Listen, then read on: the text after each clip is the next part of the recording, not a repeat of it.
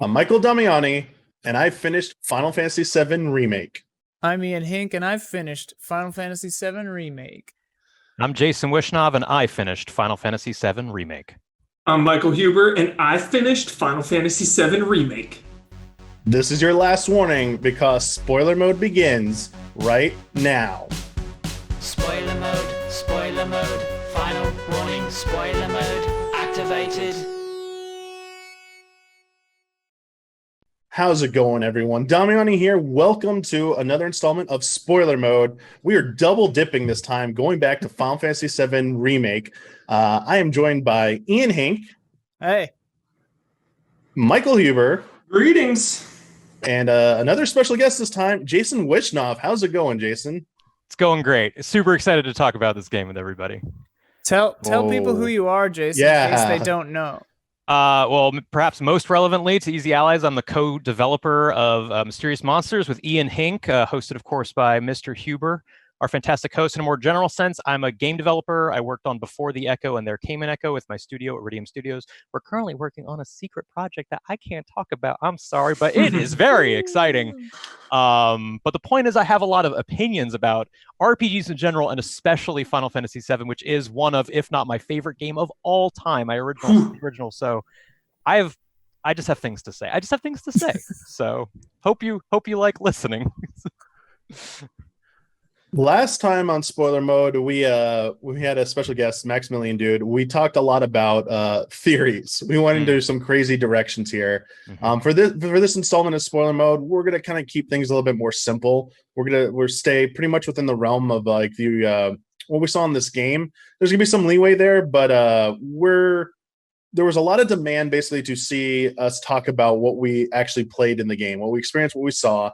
And I already said a lot on the last spoiler mode. And since I have three of you here, three new voices who didn't get a chance to talk about this yet, I wanted to turn it over to the three of you and want to know where you wanted to start with this. Do you want to start with stories? Do you want to start with characters? Do you want to jump to the crazy ending? Where would you like to start with this? I'm curious what comes to mind about what you most want to talk about when it comes to this remake.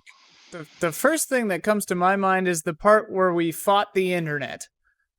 Where you literally fight the internet. Where you literally fight the internet. So we fought the internet. That's the ending, what we fought. Yeah. Okay. The Dementors were the internet. The Dementors are the audience's expectations of this game. And you fight them. And you say, we're breaking your expectations. We're going a different way.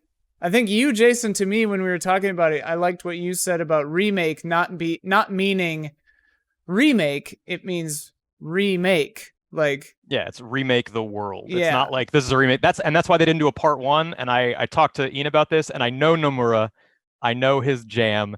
Oh, you personally know Nomura? No, I don't know. No, sorry. I just know his MO. It's Final Fantasy VII Remake, and then the second game is going to be like Final Fantasy VII Revitalize, and then the third game is going to be Final Fantasy VII Reunion. I guarantee it. I will bet any amount of money. All ours. Yeah. So they're going full Evangelion rebirth. You Yes. cannot advance. Okay. Yes, but Reunion absolutely. being the third one, I think, is genius because that's the thing that those people with the numbers on their shoulders say, and that's what Sephiroth the Genova says. Reunion. Yeah, so it's gotta be.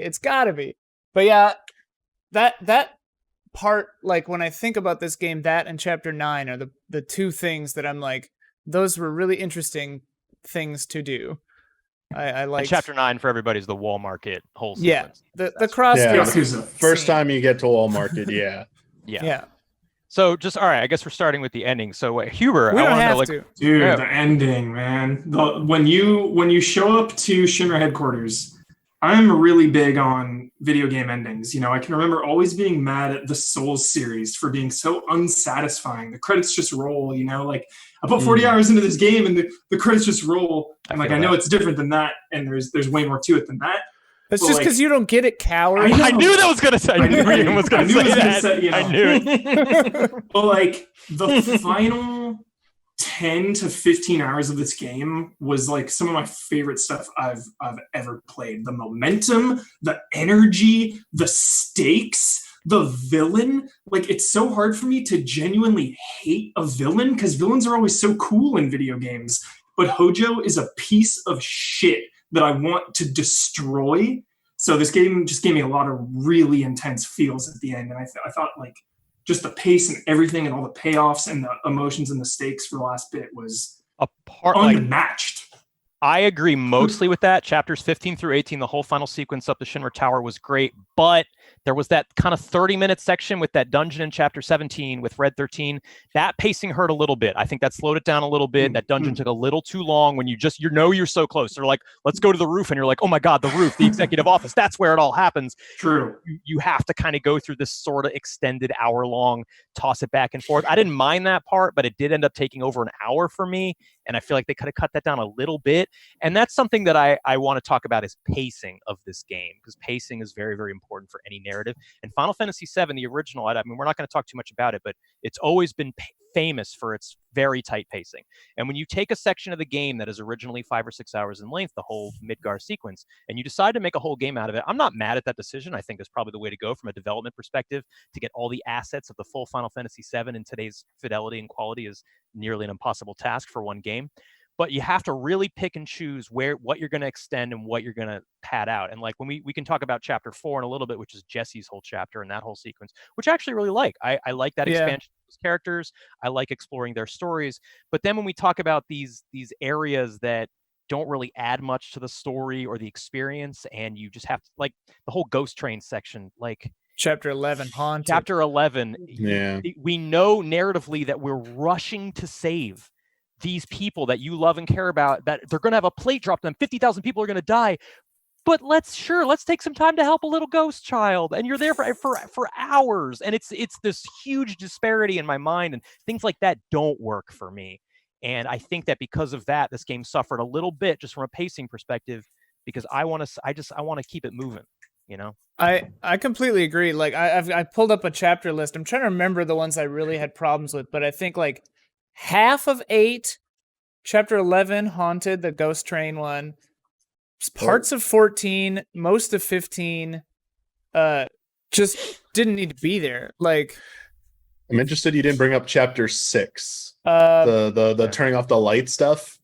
I have no memory of it. So you remember, it's like a lot of like those hanging suspended platform rails. Oh, the giant yeah. lights, the elevators. like, and you have to turn them off. And like, here's the thing. It's very forgetful. It's a very forgetful part of the game. But here's the thing. It's the first one. So it's the first time I thought the game was dragging. So I wasn't mad at it yet. Or like also annoyed. Narratively, there wasn't a reason that you had to rush at that particular point. Like, you're going to sabotage that plant, but like, you know, you sabotage it an hour and 2 hours, it's cool.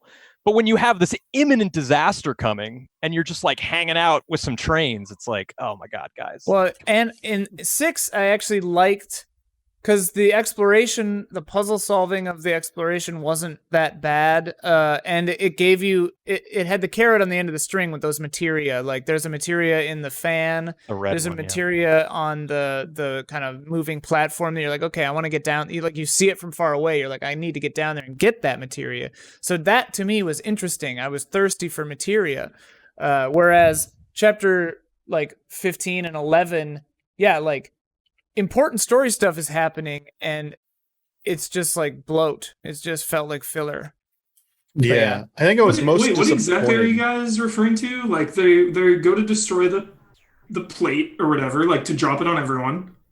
But so you know the ghost. I didn't think there was filler. I thought like it took Shinra time to like blow that plate. So you know the haunted train part, chapter 11, Huber, when you're going through like the ghost stuff. The very beginning of that, you're coming from the Don Corneo stuff, and you got tipped off that like Tifa's starting to freak out because she's like, are they really gonna, like, we overheard them about they're gonna just drop the plate to take out Avalanche. They can't really do this, but things start to add up, and they like when they get out of the train, they see in the distance, you see the helicopters flying, like Tifa's starting to freak out. You see fighting. You see the explosion stuff in the distance, and you're like, we need to go now. And you're bogged down by this really long side. It feels like a side story sequence. It doesn't ultimately. You can, and I can see you can argue maybe it adds something to the game with like you get a little bit of young Aerith backstory, but I don't know if it just felt dragged out. It really did feel dragged out. It didn't feel rewarding to get through it. And by the end, I was like, man, I just want to be at the tower sequence. Like, why is it taking so long? In the original game, it wasn't that long either. So it was a part that didn't. It felt how long this game ended up being to me. This part could have been trimmed down. and I think it would have served the overall pacing better by getting to the support structure part, which is like an imperative part of the game. Yeah. Well, and I think part of the issue is that chapter 11, of course, follows chapter 10, which is when you're in the sewers, right?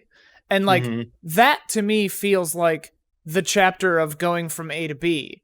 Right. So it's like you feel like you've already gone from A to B, where B is let's save the people from the plate falling on them. But then there's a B to Z there too, you know? And like, Also, I didn't hate chapter 11, but it's just like, it was weird. Yeah. I didn't hate anything in this game, for the record.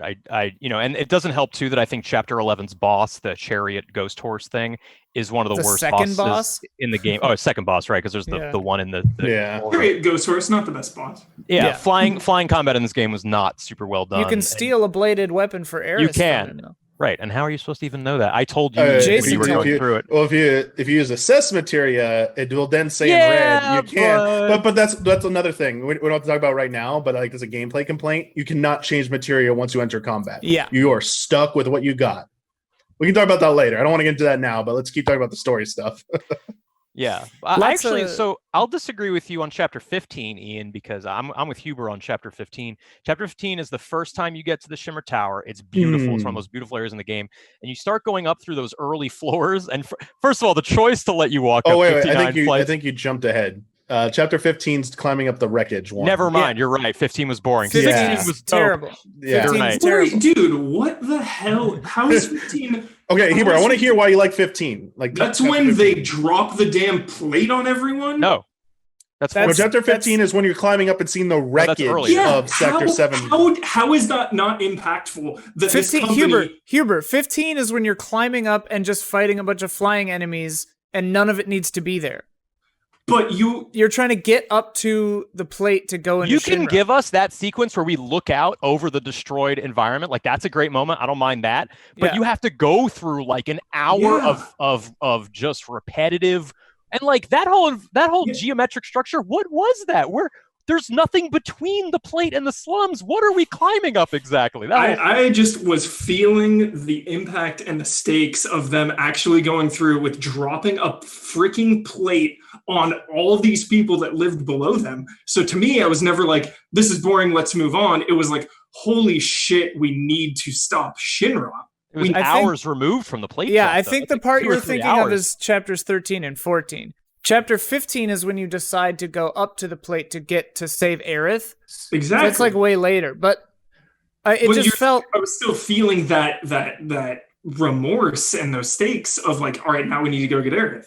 The story was good. I just thought like the combat in chapter 15 was annoying. Too many flying They hinted at some cool stuff that they didn't really flesh out. They talked about they alluded to potentially stealth at the beginning.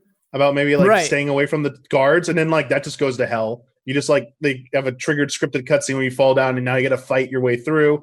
The grappling stuff. I thought they were gonna do some more interesting things with the grappling, like platforming, and maybe it was gonna be like a spelunking thing where you have to find a way up because the original game, the climbing up the wall sequence was like with the batteries, and you had to like activate different structures and electronic devices to forge a path up. So I thought it was gonna be a puzzle thing, but again, it became this combat. Even the part where like that robot's shooting at you, I'm like, oh, here we go. We're gonna do some like Uncharted stuff maybe. Where we got to like duck and cover, and it was over like that.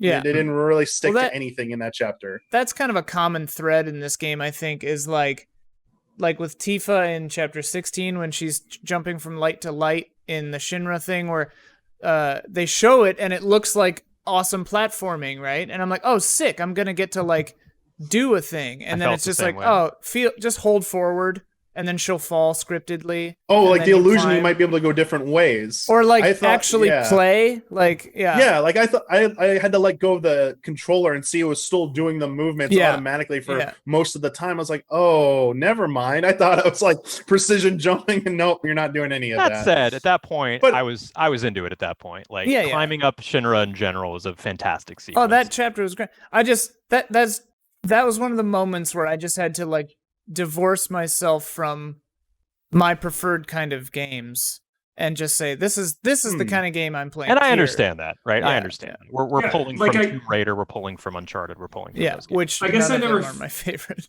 I never felt like the dragging pace, because anytime it was story, I was pumped to like hear more and see more, and then anytime it was combat and exploration, I was pumped to fight and explore.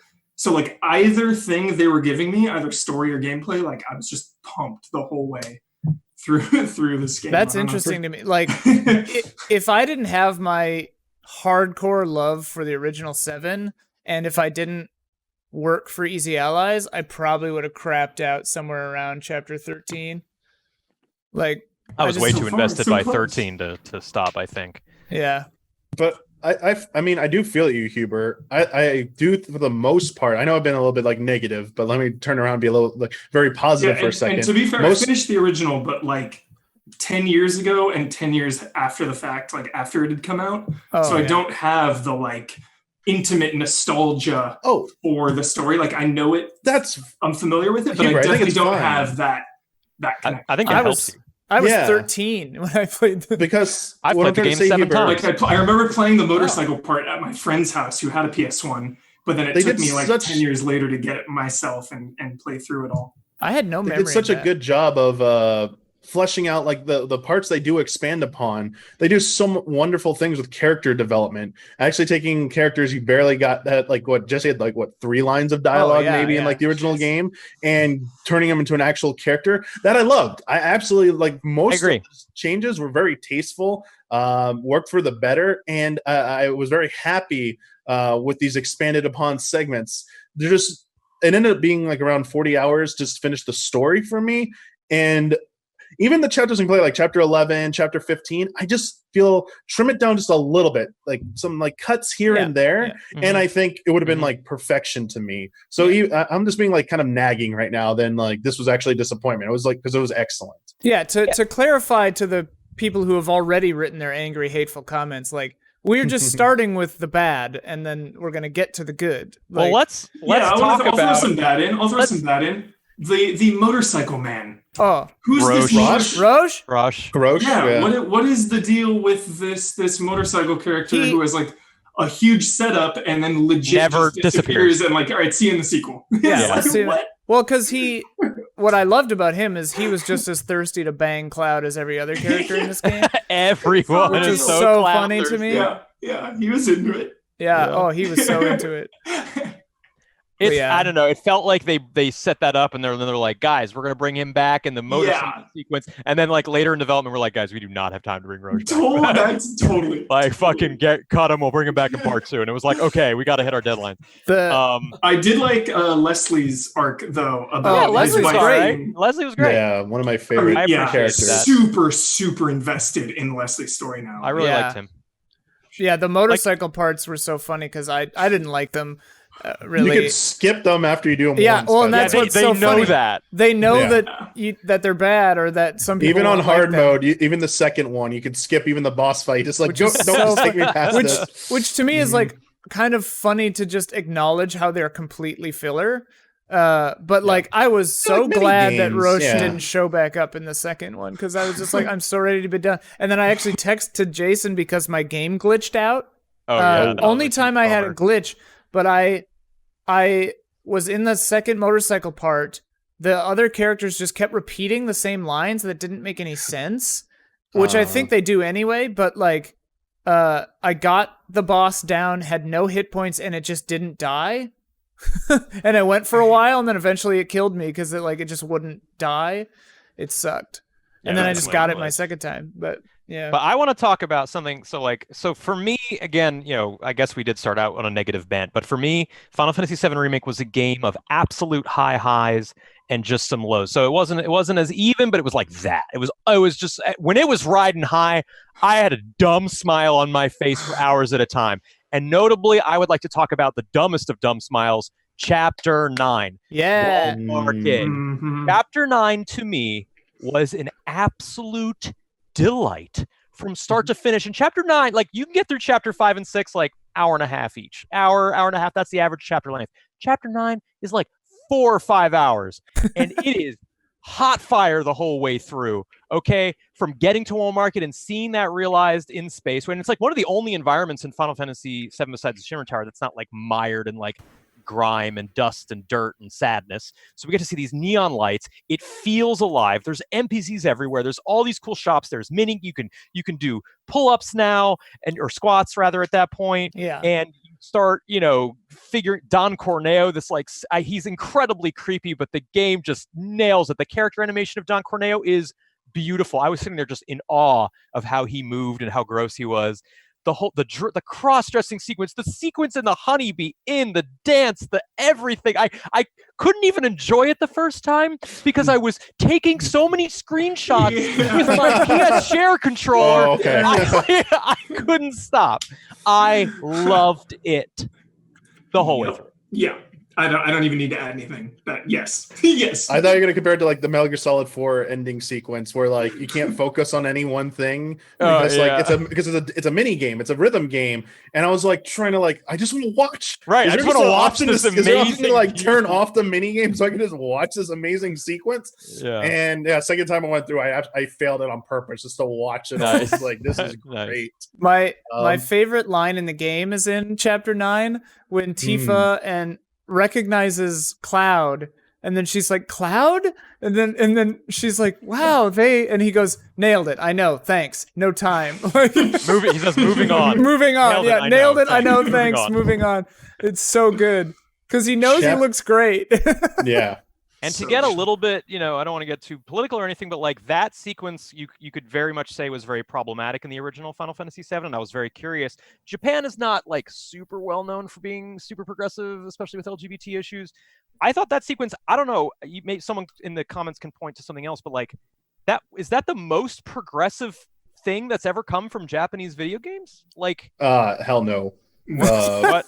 I mean, Final Fantasy 14 has like some really good, well-written, but if you want to talk about like a more mainstream, like single player game, this is like probably more of a high point for specifically Square Enix, I would guess. Well, and Andrea, they, I would guess, say, I can't remember the specific line, but they said something like, do not adhere to the notions of gender. Yeah, do not adhere. Beauty does not adhere to the notions. Beauty does not adhere to the notions of gender. But then he turns and they look at Cloud and say, "Never be afraid, Cloud."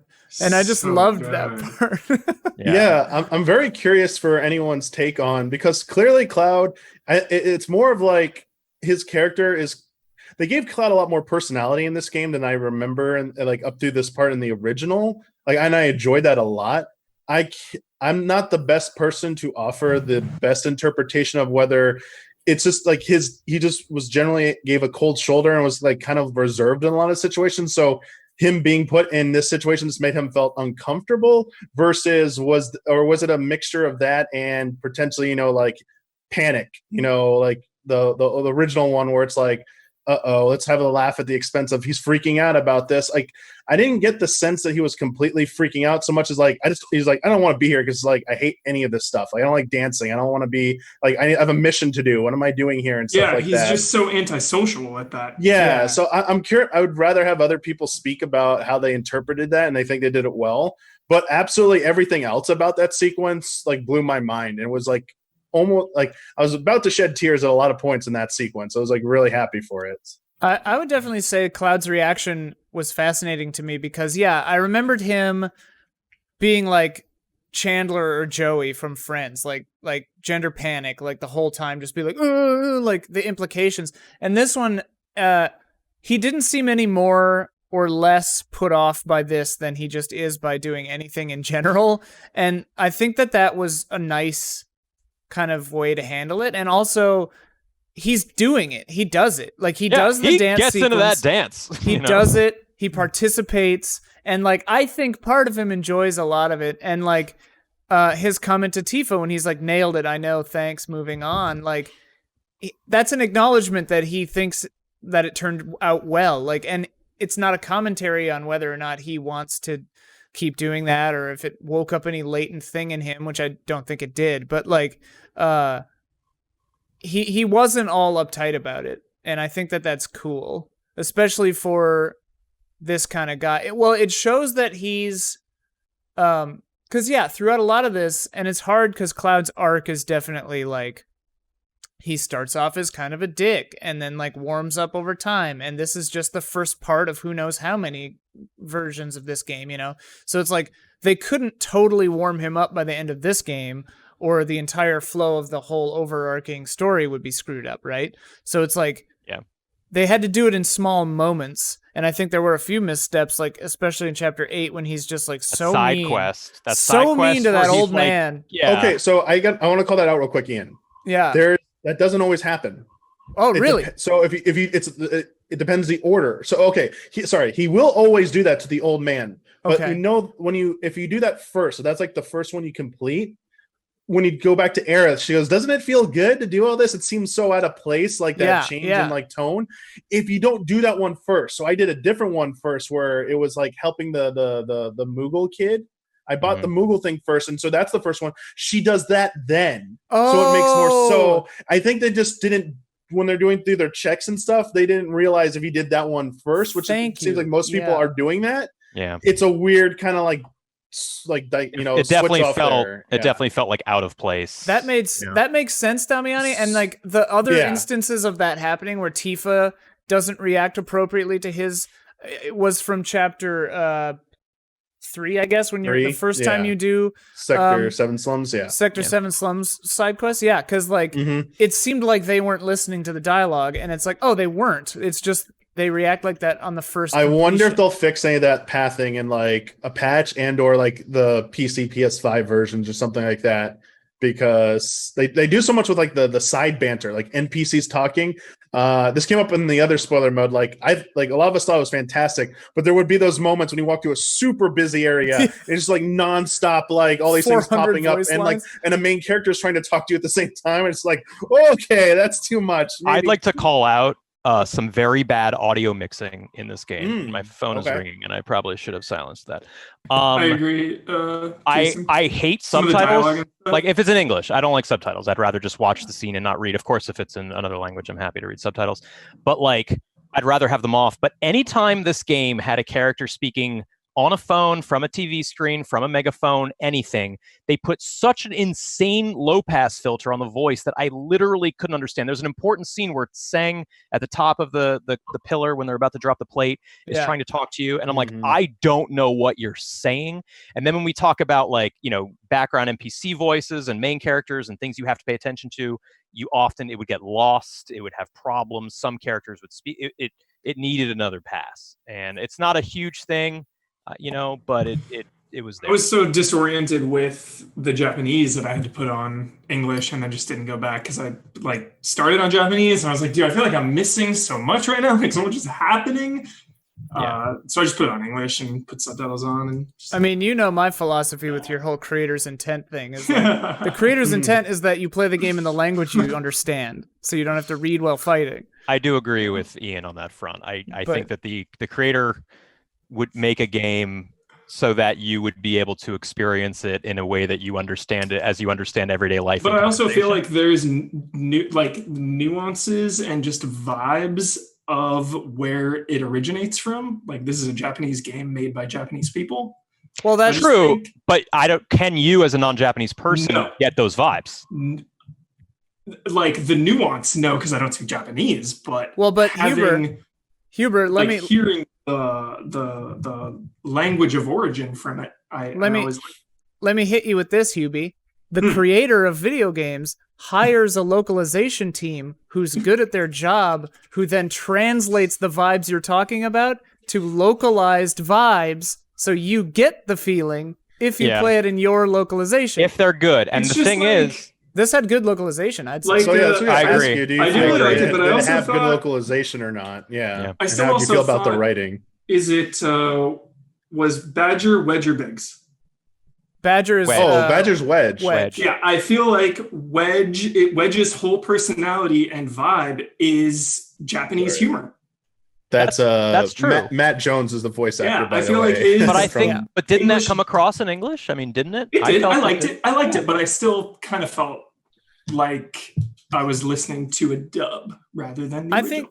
To me, like what I think you're calling Japanese humor, to me is sort of just and I talked about this before, I think on Frame Trap, but like there's an earnestness to this game that for a dyed-in-the-wool cynic like myself, I had to like adjust my brain, because even when this game is talking about super heavy stuff, it's still kind of coming at it from this like really earnest, like kind of hard on its sleeve sort of place. Like Barrett's character is absurd and like so cartoonish that if you don't kind of dial up your understanding of this game's world and the heightened reality that it's trying to take place in, Barrett will feel like a caricature.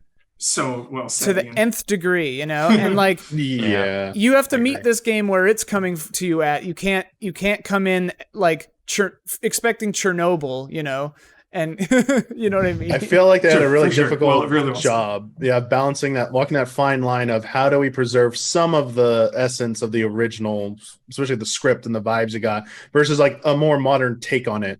I think the biggest challenge probably was Barrett's character. His original portrayal has a lot of like problems with it. A lot of the angry black man tropes were in there, so not all that. I mean, some of that still carries over. I think it's there's still not some a total objectives. Success. There's some parts I've seen a lot of objections to, but at the same time, the character can be problematic in some points, but also has some really good parts as well. Like we talked about in the last spoiler, one I absolutely agree with is all of Barrett's interactions with Marlene were fantastic to me. Those interactions and the sequence, I'll say it again, I'm reiterating, the sequence post Platefall, when it's finally hitting him about what really happened, and he's banging. Because the original one, it was so goofy when he's screaming the name. There's no voice acting, but hearing that voice acting, hearing the pain in his voice as he comes to terms with that really happened. My friends are dead. Like this game became a 10 out of 10 for me when the plate fell, dude. Like when the plate fell, I was like, this is it. This game has made me feel. This game has given me real stakes in a video game, which is so freaking hard to do, and I was just so emotionally invested after that. And like a lot of it was Barrett's speech, because the whole game he's been preaching about it, like we need to stop. And like Ian was saying, it was like he's so out of control that it's almost like too much. But then like when the plate falls, it's like, dude, Barrett has been, and it's justified at that point. His whole time. The game also still, I mean, it's still trying to be, despite its like more realistic look with modern visuals, it's also still like anime tropes in here, like the anime style, like Tifa, like not just Tifa, every character does like the anime grunts and hums and stuff. Oh my god, like, all the time. There are already videos out there that make fun of that, like doing montages of it. And it was like, okay, they like, and so there's some exchanges that end a little oddly because of that. I will agree with that. Like characters going, oh, like when they're running back after Aerith and Cloud are running back to her home, or to sector Sector 5 slums, and they are like, I just want to get paid. And she's like, you are getting paid. And he goes, huh? And she goes, huh? And he goes, oh. And I'm like, ugh. It's like, okay. It's like, that's really grunts. The exchange you're going for there, like the grunts. I mean, I love Tifa's character, but you know, there's also like they clearly kind of like modeled her mannerisms after J-pop idols. Like I've seen a lot of people who have commented on that, saying that they were going for that appeal and stuff, but at the same time, they're trying to make her look cutesy and stuff, but also like I'm a badass monk fighter and stuff like this. So you have good things going on with her mixed with like potentially questionable things. I think that's going on with a lot of the characters here, and I think I felt like it's just a hard job, because do you completely transform the game and then you lose some of the like original intent of the characters and it's no longer the same thing? Or do you try and like, hey, there are going to be faults in these characters. There may even the depictions might be a little bit problematic, but it's showing like, I don't know, like I don't know how to reconcile that necessarily, but at the end of the day, I think I enjoyed almost every character more than I had issues with them. Yeah. I think it's a net positive for sure in this game. Like I could point to one or two nitpicks or 10 or 15 little things with every character, but like all in all, I think, all the characterizations were good. I loved, like you said before, the things they added to Jesse and Wedge and Biggs and stuff, like those all felt like real relationships now. There are definite things where, like you were saying with Tifa, where weird choices were made. And I don't know if it's to stay true to the original or what. I mean, like her proportions, whatever, tra-la-la. But like, like the kind of weird melding of hardcore badass fighter with the Let one me grab Cloud's arm as we go. right, but like Barry's yeah, and then like warehouse. cutesy stuff. And it's not to say that someone who's a hardcore badass fighter can't also Yeah. be really sensitive, but like it is a weird disconnect when she's the one who's like doubting everything and like yeah, being like cutesy sexy, but also like Controversial which again statement. could happen. Yeah, I out of every character in this game, I connected with her the least. I feel like she. I don't think didn't- that's controversial at all. Yeah, I didn't. Okay, I didn't cool. really feel 'Cause anything I know about everyone loves Tifa at all. Tifa. Yeah, No, I like, don't. I mean, yeah. Okay, There's, well, there's different reasons to love her, but like if characterization wise, I think it's a fair. It's totally fair. That's a valid opinion. I didn't like. I didn't dislike her. I didn't like her. There was just nothing really.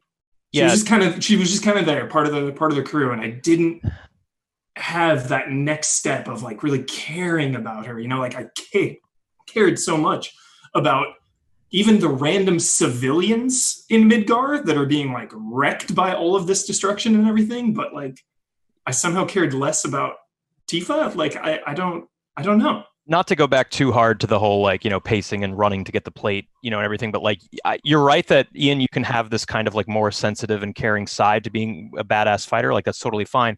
But when Tifa is the one that is driving the party to get back to that plate to save her home, and she talks about seventh heaven, and there's that amazing scene, I don't know if you got it, at the end of chapter 14 where she goes, they took everything from us again. Like that scene is great, and it's I think the best Tifa moment in the game. I got Aerith for that.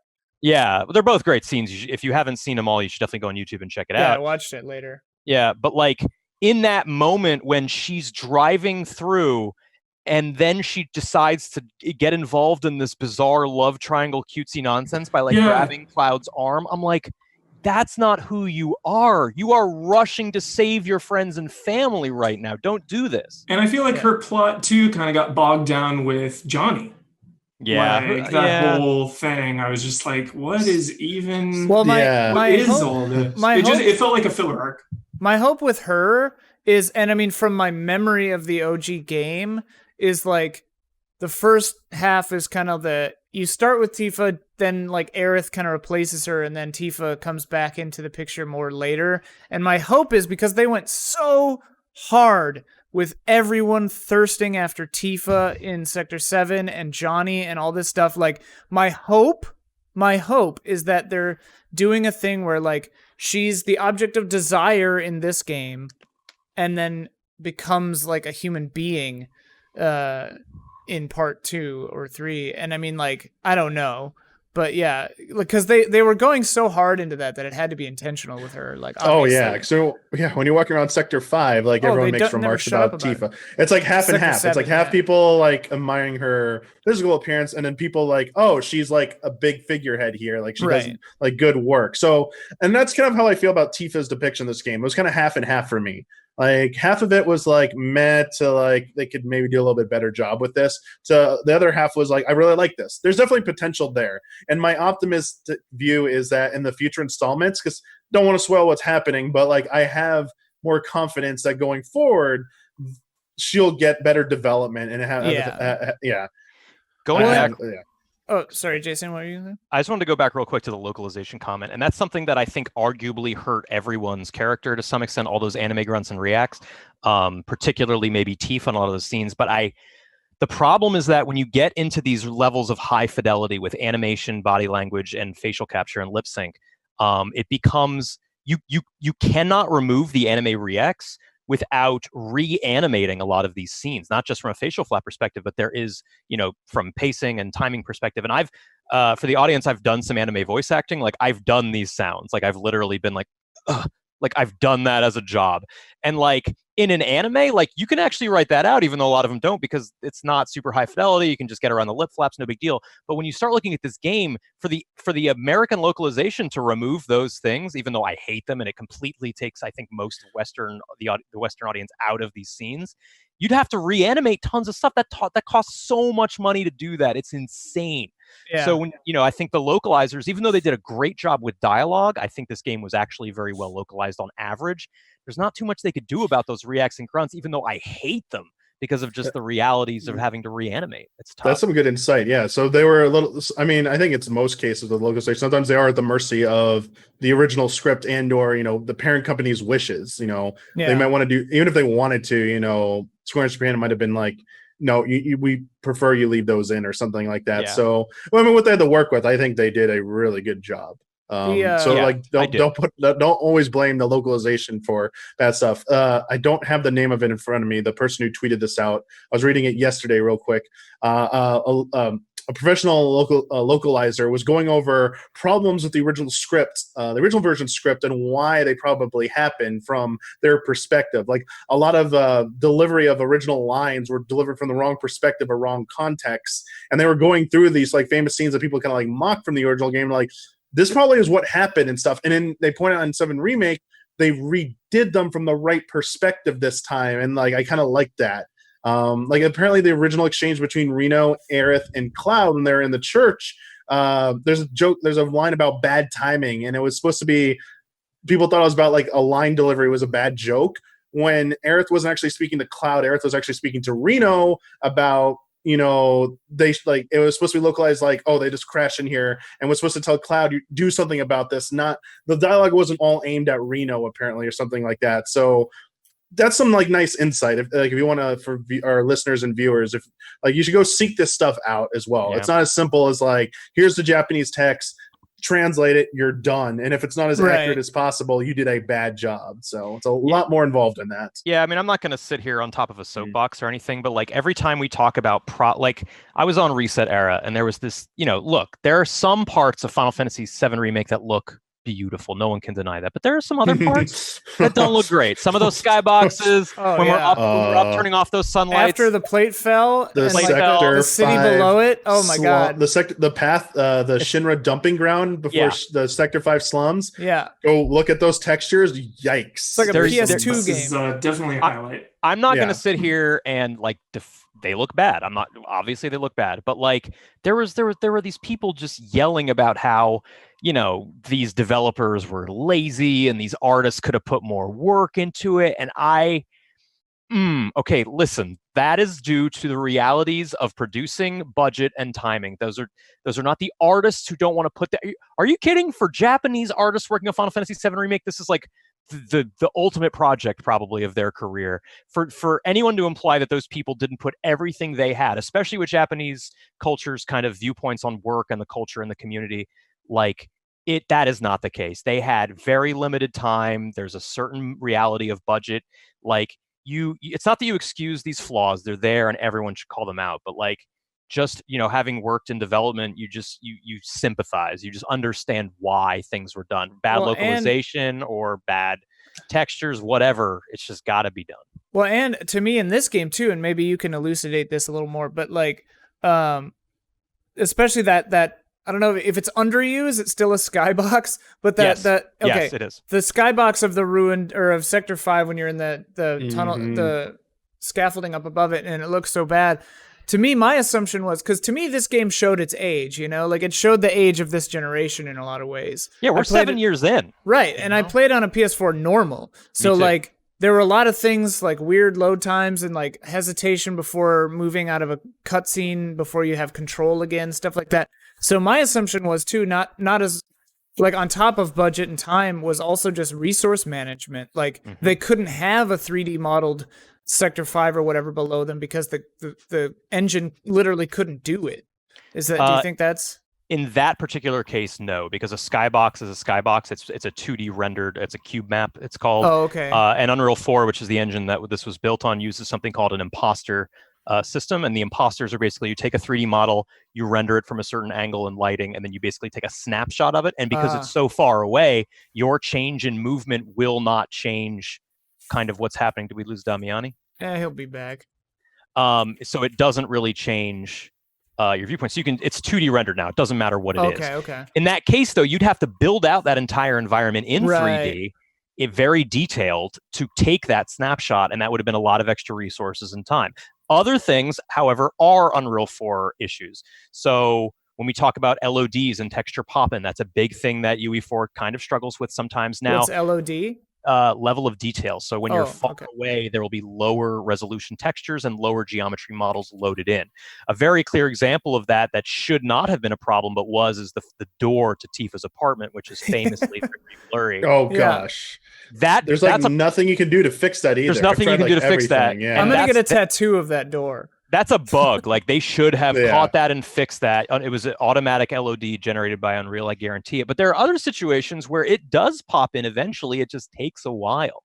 And that's because we're working on old hardware and it's tough to deal with. Other situations as well, when the characters, it's frustrating to slow your character down. Like you want to just run and you're like, all right, I got to walk at this pace. That's because they're loading the next section. When you have to squeeze through those two walls that all freaking modern AAA games do, that's a loading screen. It's a glorified loading screen, and that's why they put it in there. There are plenty of points of that just bothered me. Oh, and I was just thinking about the inevitable PS5 or PC version, like potentially either reducing those or making them just go faster. Or like there are times where like you even like come to almost like a stop during those, and it's like, wait, did I let go of the analog stick? No, it's like forcing you to stop. Or they change the direction of what you have to push. It's that is due to limited hardware, and again, like that's what had to happen for people to play this on the PlayStation 4. But I mean, like God of War and stuff does that too. I think to better effect, but like.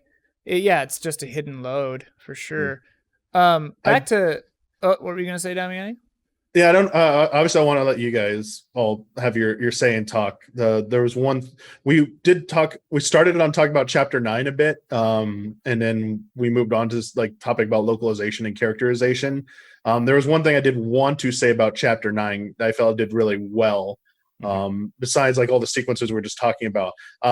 The part where it felt the most open and it had choices that mattered, multiple paths to take to, like multiple resolutions that you could get. I mean, they had that through the game. So the original game was known for there were some choices that resulted in something.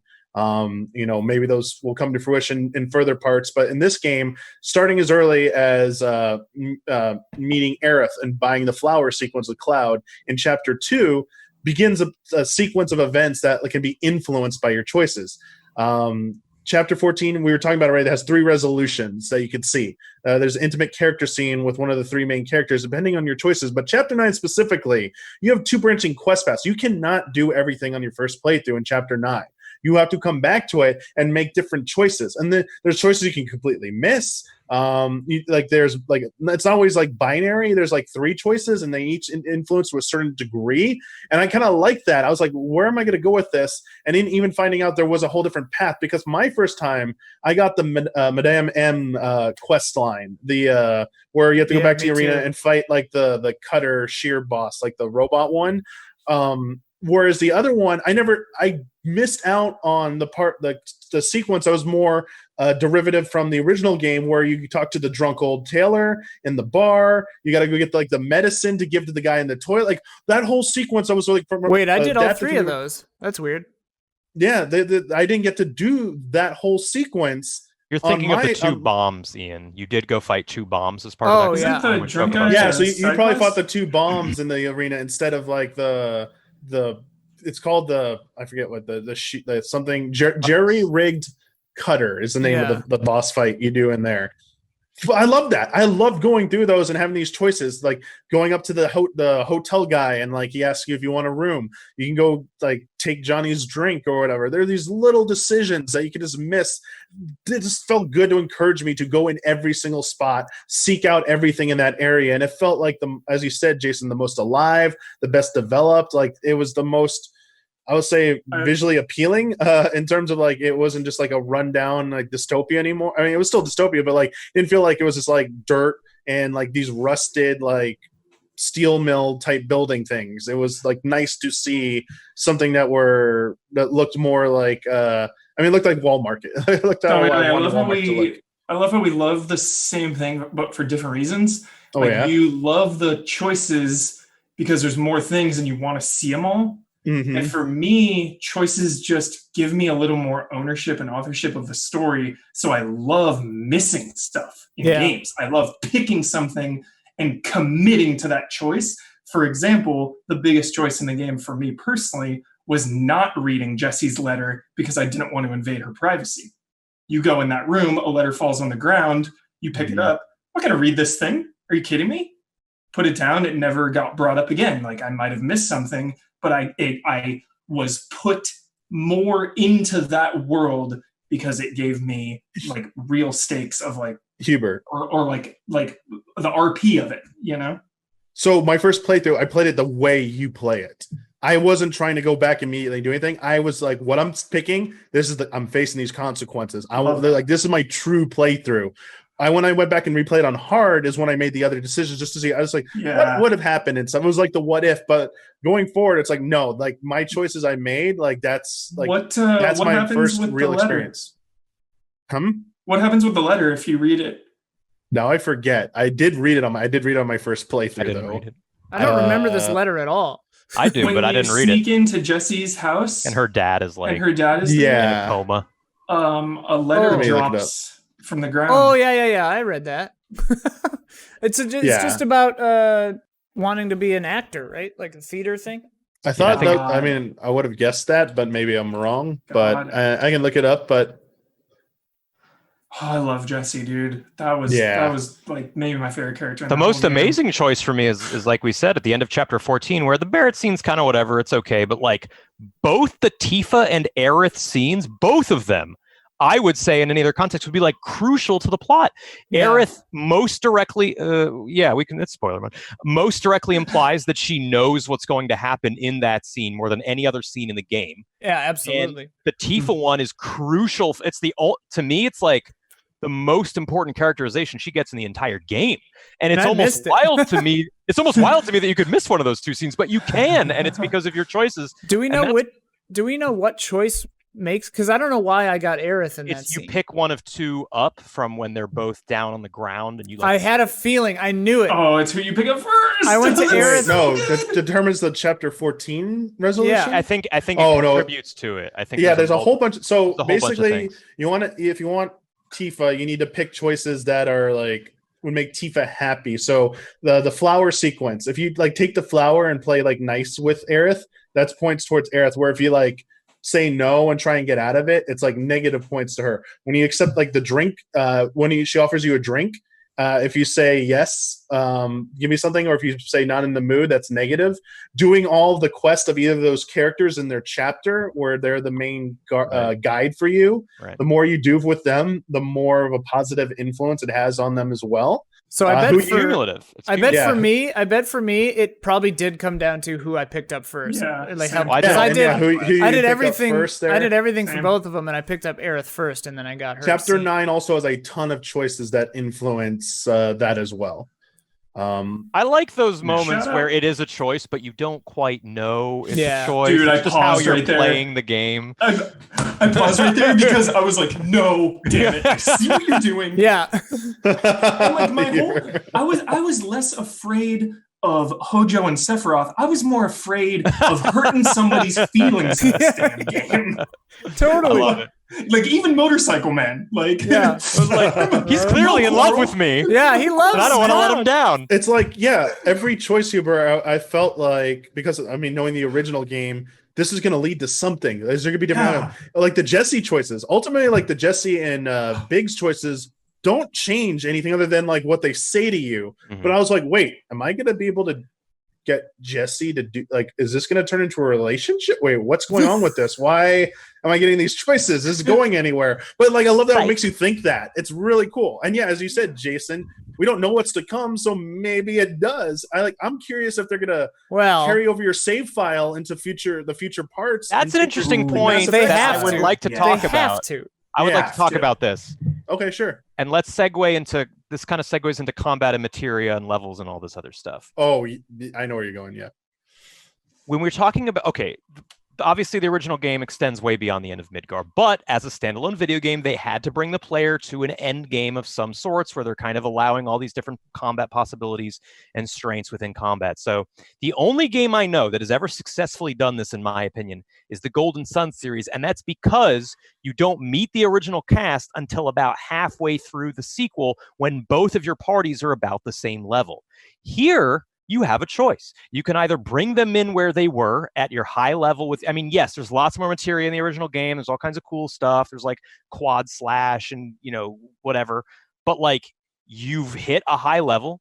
you have all your materia slots already. There are weapons in this game that have 8 materia slots, and a lot of them are linked, and that's not something you get till the end of the game in the original 7. Or you have to like reset, kind of pull like a Super Metro or Metro Prime or whatever it is, where you kind of lose there's a Metro that does this, where you kind of lose a lot of that, and you kind of have to start over, maybe not all the way from the beginning, but maybe partially. And I think they're in a hard place. No, I think you just raise the level cap to 100, and then for the final part 3, I think this is going to be 3 games. I think for the final part 3, you raise it to 2. You raise it to 200. You get go all the way. You go MMO expansion style. You make it 50 to 100, and the materia stuff I think you can keep as long as you add a new way to upgrade your characters. So you're getting the levels back, raising from 50 to 100, but then you have some other thing to kind of balance out. That's the thing. You can't just be numbers, right? It can't just be numbers. It has to be, you have to continue to feel like you're progressing in terms of that system. And if they allow the player to go beyond 8 materia slots per weapon, or if they allow double links to a materia, or if they allow some new system like that, it's going to have to be something new on top of that. Octo link. Yeah. Well, and to put it in story context, like where this one ends, you could have justification for it being either way, because like they've basically been pulled into an alternate timeline, alternate reality, whatever, like sequel universe now, and like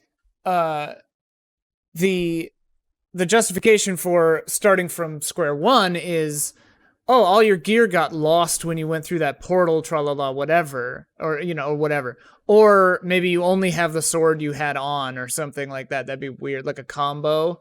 My hope is that they don't start you over, but that they... I don't want them to. Yeah, I don't want them to start you over. The question is it's just a challenge. Yeah, like how it's a very important question for sure, and it's a very fair one, is how they're going to handle progression at the start of the next game. Especially, let's say someone wants to jump into part 2 without playing part 1 for whatever reason. Right. It has to be accounted for. So, like, does it? Do you start fresh? Do you start fresh in part 2 if you don't have a part 1 save file, or do they just like generate you something? Yeah, like Banner Saga, like Witcher 3, you can just either import or generate. Yeah. I think they'll at least have a generate. They'll have a option. Default. They would. Yeah.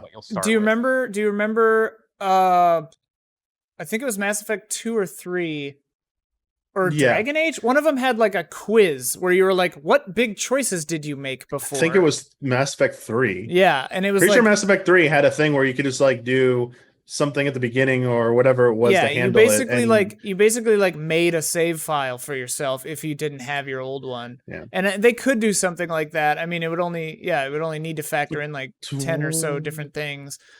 But yeah, it's interesting. To what you're saying though, Ian, and what you're kind of alluding to, Jason, like they can Super Metroid it or whatever. I mean, yeah, there's easy ways. I don't want to say specifically how. There are definitely story things that could happen from the original that could explain this. Don't want to get into specifics. There's easily a way, like you could either lose all your stuff, but or lose some of your stuff. There could be a thing where I expect at the very least the level cap has to go up. Like 50 is not going to be the end. I expect that you might not keep all of your materia in some fashion. To keep it within the scope of what we played and stuff, the ending, you do see Sector 7 being rebuilt. Like there's a restoration effort going on. Maybe as you're leaving, someone catches up to you and is like, hey, would you donate some? Maybe there's like a guy or person takes donations for materia to help out. I don't know. I'm just coming up with crazy ideas. I think countless ways I could come up with. I think the most likely option is that like something with the weave of fate or whatever when you're battling the internet like destroyed your materia or something. Like something like that. It corrupts or something. Yeah. Which will be lame, but whatever.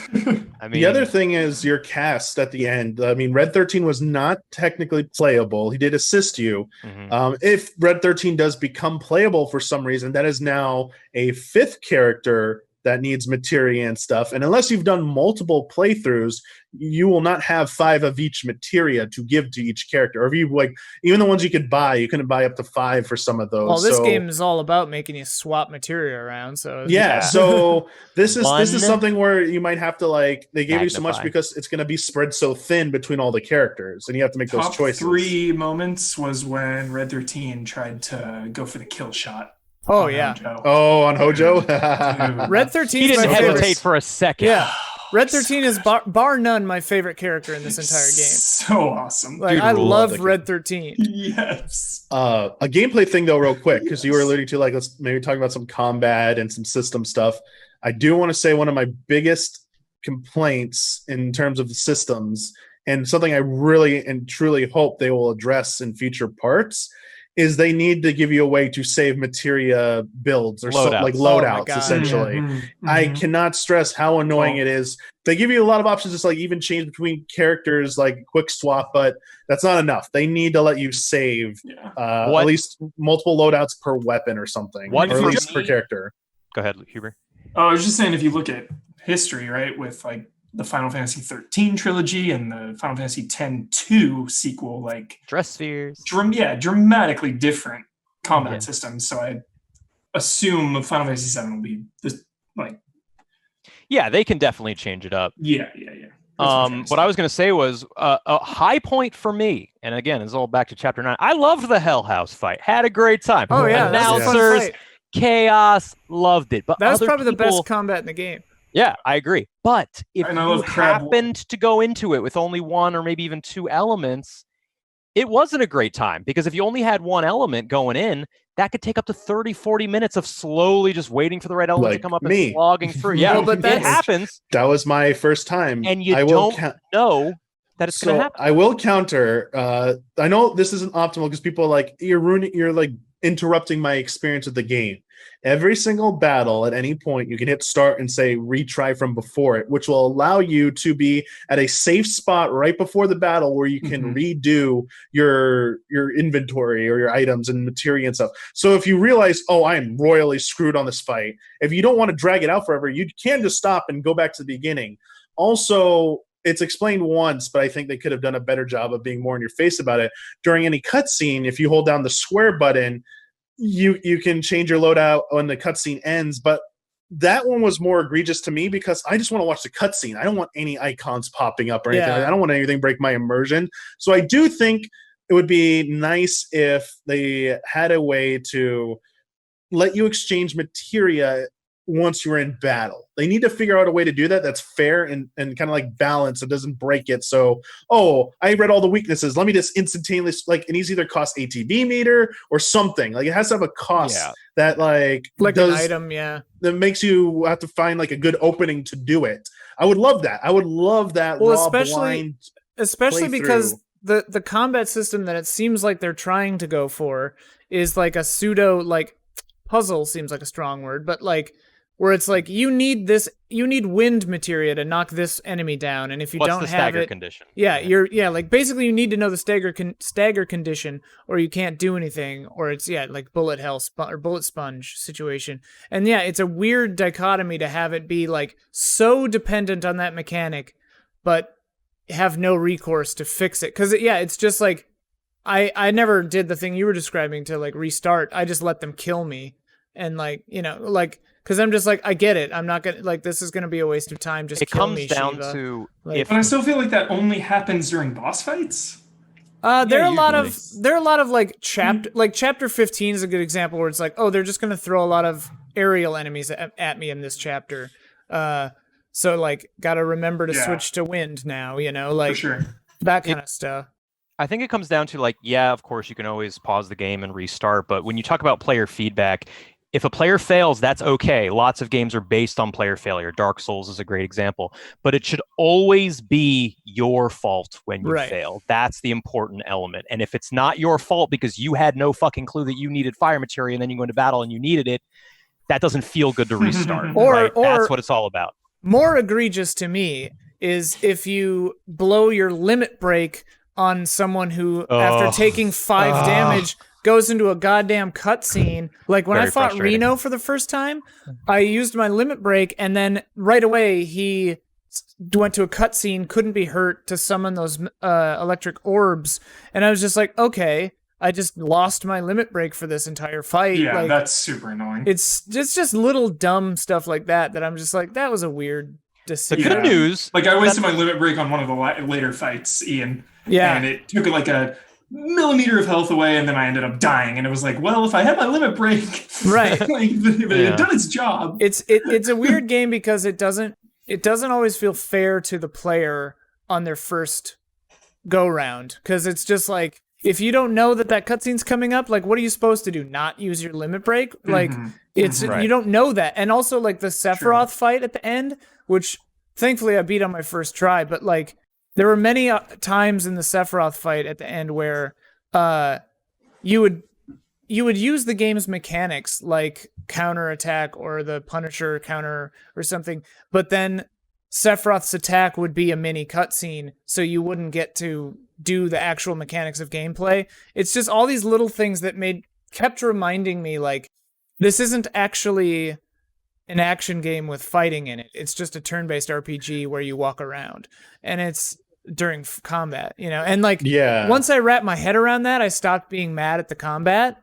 and I actually had a lot of fun with the ATB system, because I do think it's really cool, and switching between people is a lot of fun. But it's like, the game tricks you at first, because when you're playing as Cloud solo in chapter 1 or 2 or whatever, when you're fighting all the Shinra goons that you can just mash square and Punisher counter and stuff and destroy them, that's the game teaching you the wrong way to play the game. Yeah, they're like, it's an action game. Right.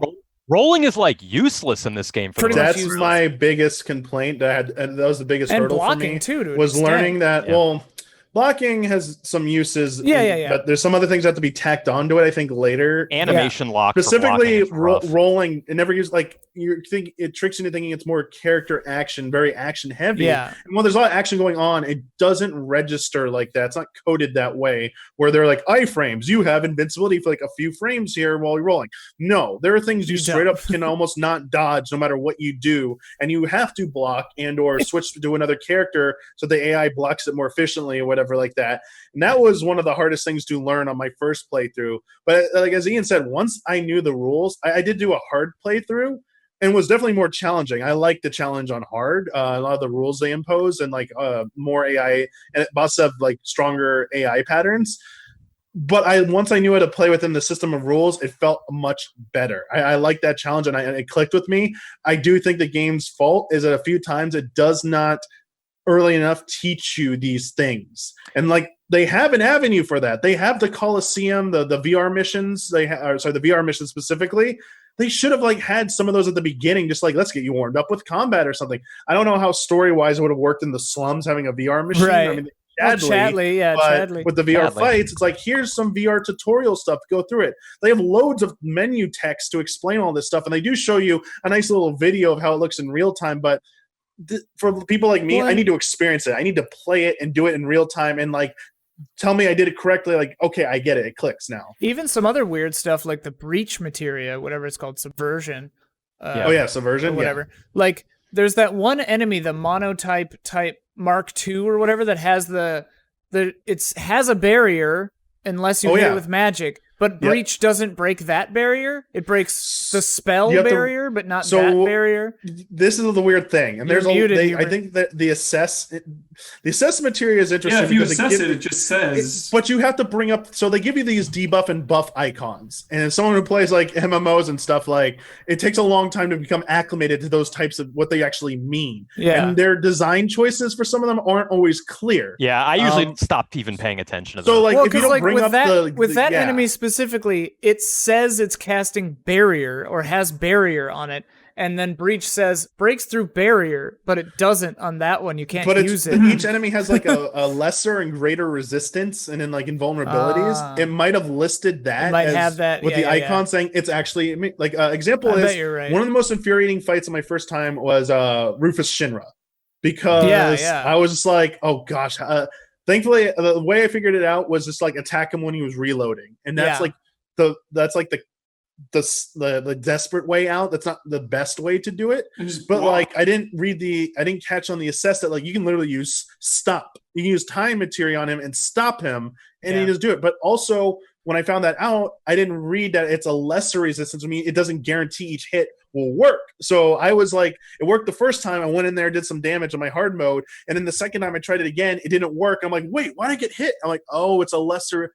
and I was like, I feel like they need to do a slightly better visual representation of informing the player when things work and not. Because when they're far away, and you're trying to look at like you don't know what's stuff popping up. It's not the best way. They need to do a better job of that. This game, it's this weird middle ground between a character action game and I think it just straight up just is still a turn-based RPG, basically the way it works. Because like your character doesn't really even have any like feedback when you're getting hurt.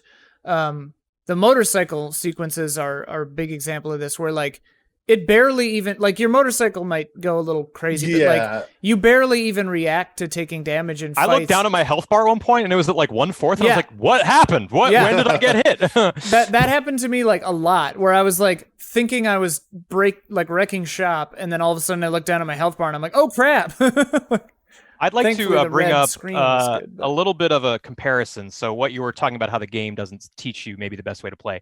The game is clearly meant to be played, and you can disagree if you'd like, but like you're meant to play with one character, get up some ATB, fire off whatever their ATB is, and then during the animation, switch and do it for the other one, because your non-active characters deliberately don't really do much and don't build up a lot of ATB on their own, which is fine. It encourages players to rotate, and that's cool.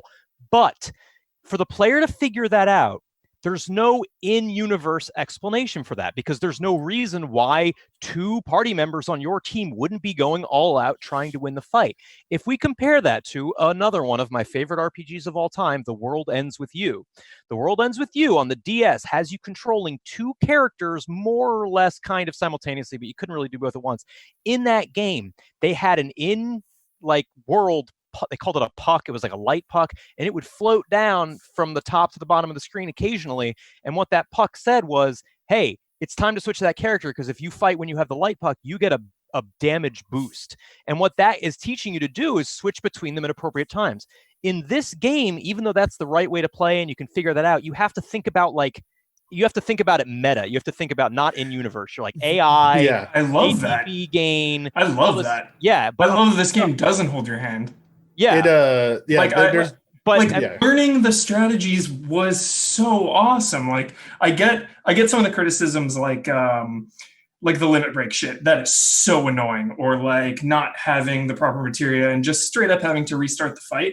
But I loved like organically, naturally figuring all this stuff out in this world. Again, it brought me just deeper into the universe and the world, because I was on my own saying, this materia is level 2, but I don't really have any other strong materias. Do I commit to this one, or do I get a good variety, because I know I'm going to need a good variety? But that's in universe, right? Like the thing about, there's no contextual reason why Aerith would be standing there like an idiot, not doing anything, just because you're not the one controlling her. So you have to figure out that they are useless without your direct control. The one that got ATB, it goes so slow when they're not being controlled. Like, it's obvious. But why? That one to me is obvious. But why are they not? I'm not saying ludonarrative dissonance, Hubert. Ludonarrative dissonance. Yeah, so the one that gets me is that the bosses somehow know which one the player is controlling. Yeah, they go and after you. Attack that one. Well, so wait. There is something that explains that the active character will always get aggro when they establish that. That's why there's a materia called Provoke, which will,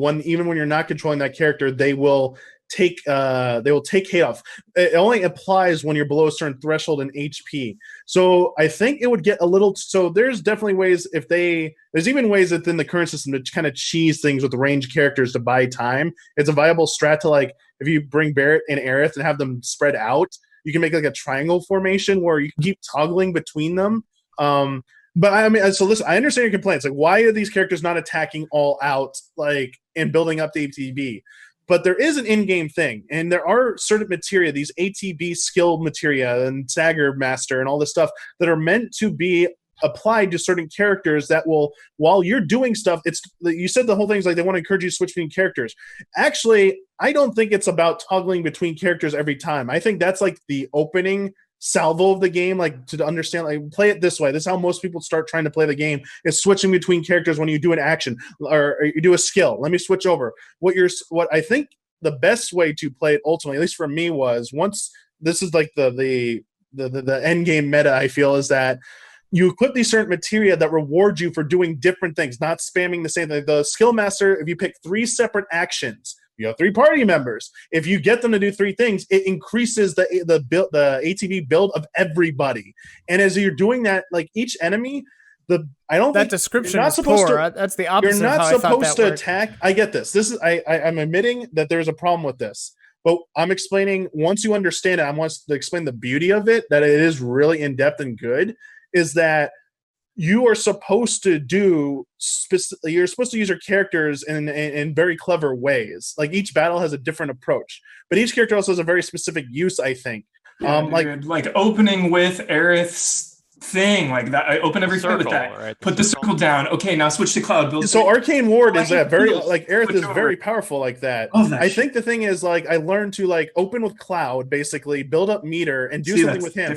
What I learned to do was while someone was doing a lengthy animation stuff and the boss was preoccupied with them, toggle to like I used Aerith more than Barrett because Aerith was more useful to me. I would toggle to Aerith and fire off some stuff to build up her meter and then get off of her so she wouldn't get aggro. My strategy was always assess the enemy, figure out their weakness, exploit that weakness to build stagger. Once they were staggered, you switch over to Tifa. Tifa is your like damage dealer. Cloud is your tank, basically. He is Punisher stance, counter stance. He is there to absorb and take damage and to also put pressure on the enemy. Tifa is there once they're staggered, you unleash all her abilities that build up stagger meter because once that percentage gets so high, you will melt enemies. And during that, Aerith is. I always use Aerith as my healer. I didn't waste healing on any other character. Aerith was my dedicated healer, but also by like my nuker. Like my if she had enough meter built up, and like an enemy was like, "Oh, you are weak to this element," I'm gonna keep them over here in this corner, and Aerith's all the way back here in her little puddle, nuke them from back there and stuff. I think the thing is you're not supposed to toggle between each character so that they're active and build up meter. You're supposed to stay with one character, build up meter with them, and do different rotate between things to keep damage and pressure up, and then through the system, through the whatever it's called, the timed slowdown system. You're supposed to issue commands to your other partners because they play safer when they're not controlled by you. They just won't build up ATB. They also take way less damage. True. Well, I stacked materia on them so that like with Cloud, I would do alternate between triple slash, focus thrust, and then when Tifa also first strike, I always put that on Tifa and Cloud, so they always had 1 bar at the start. Once you get there. Basically at the beginning, yes, they didn't have enough meter, but very quickly by using these combinations of materia, I always felt like everyone had a minimum of 1 bar at all times, unless I was screwing up really badly. I get it. There were times when I didn't know how to play Jason, and I was like, why does no one have any bars? Why am I just running around in a circle buying time to get a bar here? What are my other characters doing and stuff? So there's a disconnect there, I think, between getting from where you're saying is a problem, and it is, to where I got eventually. It's like, that's a big leap, I think.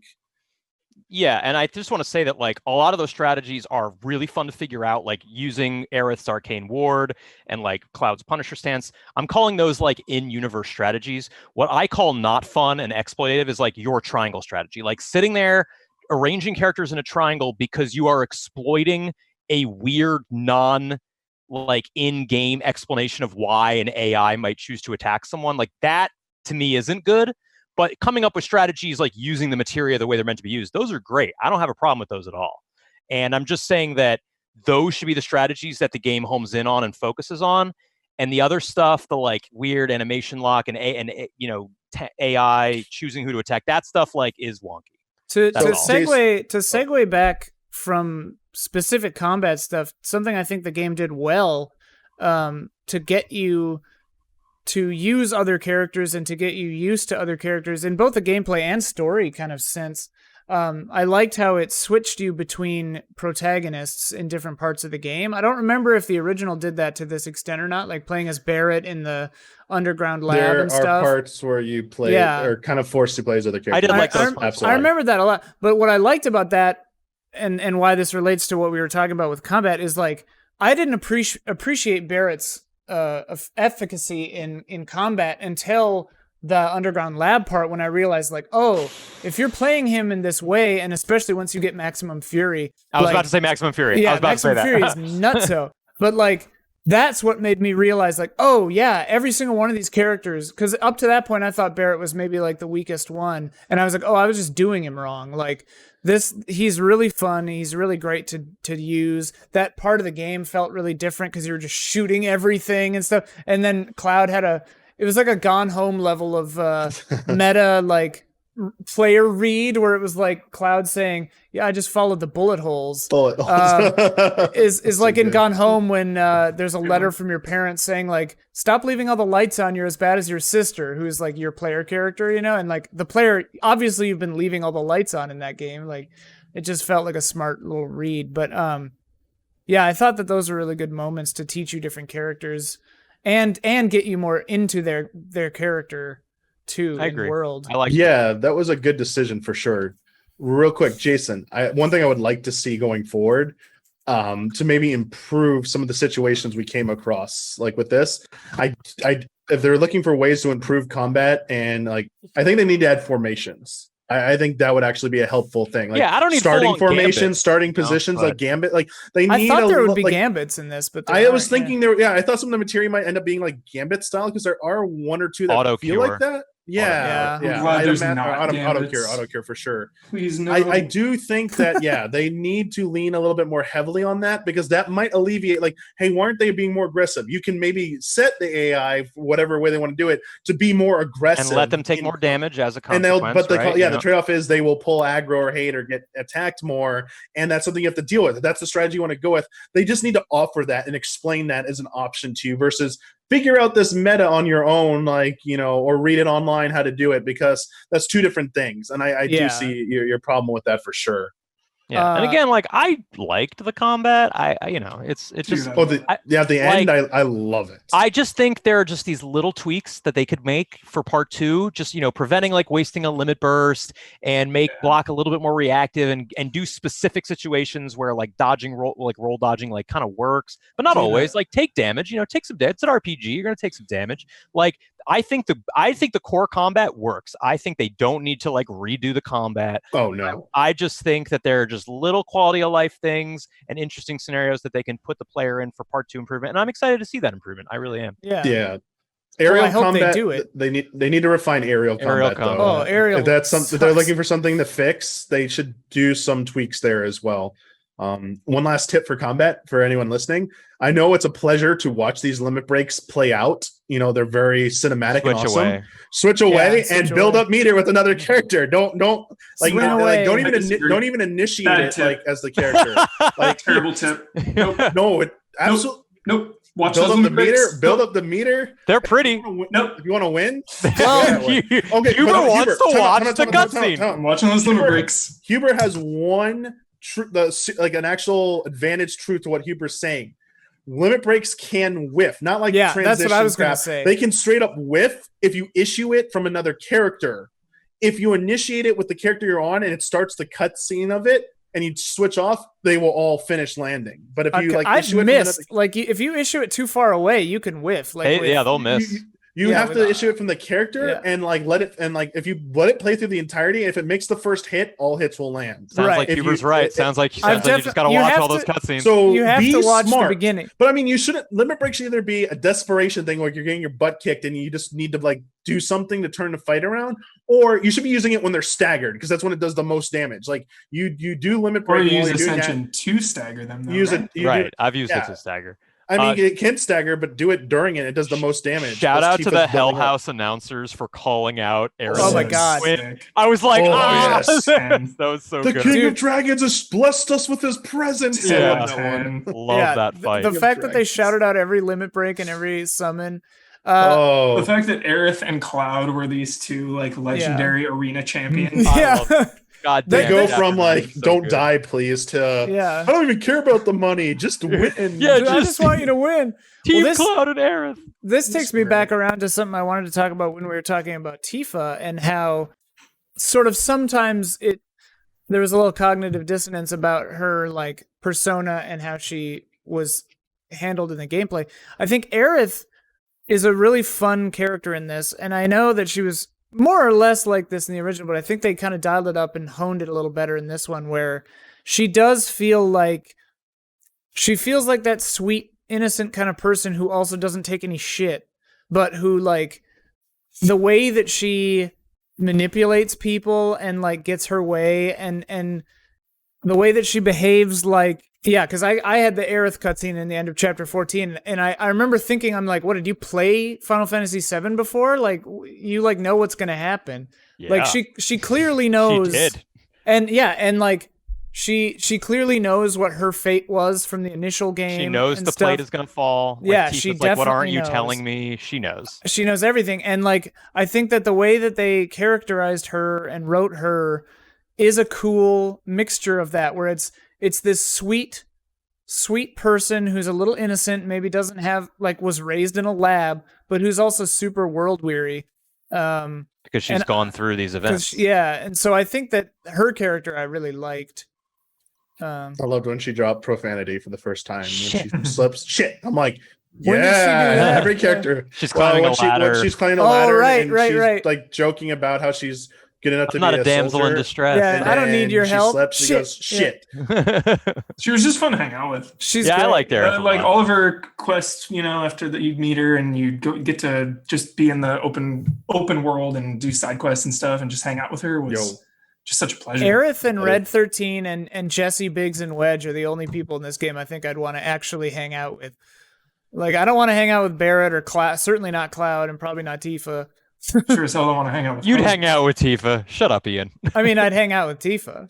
I don't know why anyone would hang out with Cloud. Like, that's something I think they laid it on a little too. Like, this is like anime protagonist status, where it's like everyone wants to bang him, everyone keeps trying to be his friend. It's like the reality of the game that they've made is that they would have him as a hired hand and they would not talk to him. Like, he would just be there to fight and they would ignore him. Like, because he's such a downer. Tifa's That's- friend. Originally. He starts as Tifa's friend. And I know that's his arc, but yeah. Because the bombing mission, he was kind of like that at the very beginning. Yeah, I guess. And Barrett was definitely very standoffish. Yeah, But, he's like, even he's very cold to even Tifa a little bit. Like, I just want my money, and like Yeah. gets angry at her when they can't pay him and stuff. And it's like, ooh, wow, I Yeah. think they made him even colder in the beginning than even did, like the yeah, I original. But then Yeah. he starts to like warm up a bit. I guess you know, what I'm as- trying to say is, like, I don't know why anyone would give him more than one chance. Because like, he's hot, Ian. Tifa specific, I guess. Because Like, he's are they hot. just thirsty for it? Yes. So beautiful. I He's also gorgeous. think we can't they tease some things in there. There's definitely more to this story, and we can't unfortunately talk about it because it transpires beyond the end of this game. But there's definitely a reason I think It does Tifa and wants it to stick doesn't. around Cloud, because you see some glimpses of some stuff with Tifa, and she's in a different outfit. That's all I can say. And she picks up a sword, and something's going on there, and there's a mystery there. I would say there's a mystery, and I think to Tifa, there's some mystery still in the present day, and I think Tifa needs answers, and I think it's clear that she needs to stick with Cloud because she needs some answers about some things that haven't been resolved yet. I But was personality-wise, unclear on yeah, I get it. I was unclear on that cowboy version thing, because like at the end of the game, my read was, okay, that's from the cowboy universe where everyone's a cowboy. Yeah, it's- like that no was comment. my I can't read wait on to it. see the cowboy Cloud outfit. Yeah, Oh. no comment. I would like to shout out, because this is something that's in the game, and I noticed it. And I'm very familiar, like Damiani is, with the original 7.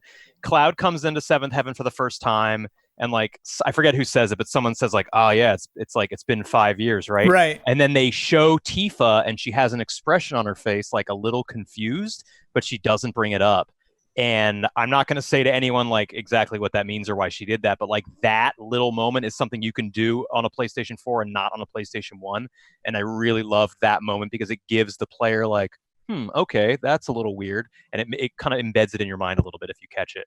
So that's a moment that I really loved. And I love that sort of like non-verbal storytelling there. Yeah. I finished Crisis Core, and I don't remember anything from that game. So I don't remember That's like. fine.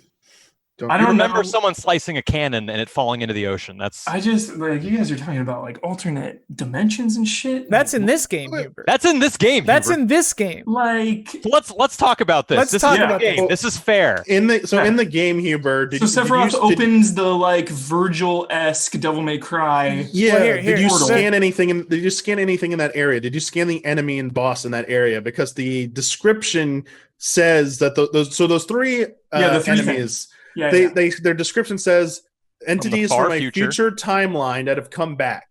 Yeah. Basically. One of them fights with fists, one of them fights with a gun, and one of them fights with a sword. So speculate all you want about that, like on your, in your head, Huber. But Yeah. the actual text does say Future and past future though is the time. same dimension. So okay, so here's the thing, Huber. Kinda. I can't. Maybe. So I'm gonna dance around something here. This is without spoiler mentioning mode, damn it! specifics. Why are we No, dancing around because anything? It's spoiler mode for this game. It's For not this spoiler game. mode Yeah, for so here all we go. games. This is I where say I'm gonna allow go some for it. leeway. So here we go. You see a character. You see a whole different scene and character that's been shown nowhere in the game near the end of it. Black like hair. these giant group of Shinra soldiers shooting at someone you think is Cloud, but then they have black hair instead. And you're like, wait, who's this? They and said stuff. his name. And their character's name is Zach Fair. We'll say, like that's the character. Their name is Zach. And the sequence you're saying, I'll say, is from a game called Crisis Core. Which I invite you to go either watch or play that game to understand why we're insinuating there might be a potentially alternate realities. Well, that's but that's not even why. the thing. But that's not even the thing. That's not why. Yeah, sorry. Let me clarify. That still would seem like time travel manipulation stuff. But there's a specific shot. You see a bag of chips with the character's stamp on it, sweep in front of the camera, fully Stamp is the zoomed in, dog, clear, remember? where it looks like a that one looks like a Jack Terrier or something breed, whereas the stamp that you see throughout the entire game looks more like a beagle or something like that. I'm not the best with dog breeds. Different but they don't dog look. breed. They don't look So they anything changed the alike. mascot. So No. yes, Hubert. No. So yeah, Hubert. Maybe they changed the mascot. We don't know. Or maybe that they did that on purpose because they want to show these aren't in the same universe potentially. We don't know. We do not know Also, the answer. Into the and we're- Spider-Verse, Coca-Cola. Yeah, Yes. I'm going with they changed the mascot. We No, are but not going- Huber. You've never Come played a on, guys. Nomura game, have you? But like the Yeah. part at the end when they're walking, the main characters are walking this way, and then Zach and the other guy that he's helping walk, who's clearly Cloud, are walking. Oh, he says Cloud's name. It's Yeah, Cloud. he says You can say Cloud. that. Are walking the other way, like that's showing like a different thing and I mean, like, I know how the original story goes, so there's that, but like definitely they show it. Yeah.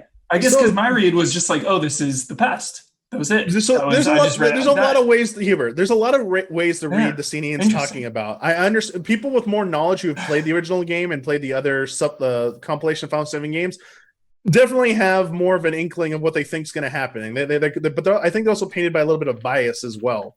I do think it could be easily just as much as like it's a metaphorical shot of like we're seeing two time periods like being shown simultaneously or something like that. It could even be an allusion to why are they showing this stuff in this other character in Cloud? I was like, maybe we're seeing so much of them because they might want to have us play as that character. There's a whole bunch of different reasons. The correct answer here is no one knows the damn answer. We don't have part We don't two. know. Only the No people more. who are That's making and something writing this game know what's going on. So speculation and theorizing is fun and stuff, and there's some great, interesting things. But I also it's definitely a healthy thing to do and fun. But I also think be very cautious about jumping to conclusions, no matter how much evidence is presented. Dude, alternate Because reality. they can do whatever the hell they want. And time again, people think they have things figured out, and it's not always what happens. Either because it isn't what was going to happen, or the writer C figured it out, and they're just going to change it anyway. So, because they want to keep it a other than a bag going by. No, with here, a Huber. Let me. Yeah, within this game, We're telling it out of order. So in this game, the whole game, Aerith acts like she knows the story of the original game. She acts like she knows the future. She acts like she knows the plate's gonna fall. She acts like she knows what's gonna happen later in parts of this game that aren't here yet, right? And the whispers, the ghost figures that were not in the original game are in this internet. game now. You could read them as the internet, audience expectations, but the game refers to them as like fate. They're like arbiters of fate. They're there to preserve destiny. They're there to preserve destiny with a capital D. They're there to stop certain characters from dying. They literally stop Barrett from dying. They bring him back from life to life because he wasn't supposed to die Dude, there. I thought they were going to kill him there. I thought they were going to kill him there too. And I thought that was going to yeah. be the big shocker. I was thought actually that was like kind of the disappointed thing. they didn't, because I thought that would be a cool shakeup, but they were doing a different cool shakeup, and this is why. Because those characters are there because, and the reason I think their audience expectation is because this is Final Fantasy VII Remake, but like your characters at the end of this game don't just try to fight Sephiroth. They don't just try to fight Hojo. They don't just try to fight Shinra's son, Rufus. They're fighting destiny. They're breaking the path of fate. And in this case, destiny could very easily, I think, even within the world of this game, be read as the original Final Fantasy VII. Absolutely. I think that's not even a metatextual read. I think that's a kind of a literal read, because Aerith basically all but refers to events of the original version of this game. And you fight that. You fight the version of yourself from, I don't know if they're yourself from the future or whatever, but like, you're fighting destiny.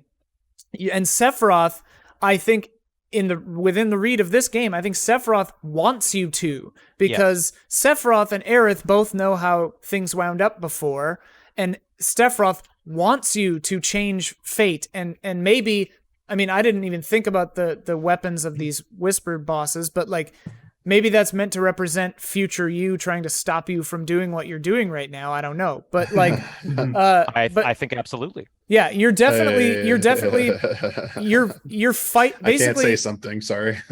Say it to me later. But I'll say it to you Huber, later. like, within the context of this game, you are for sure.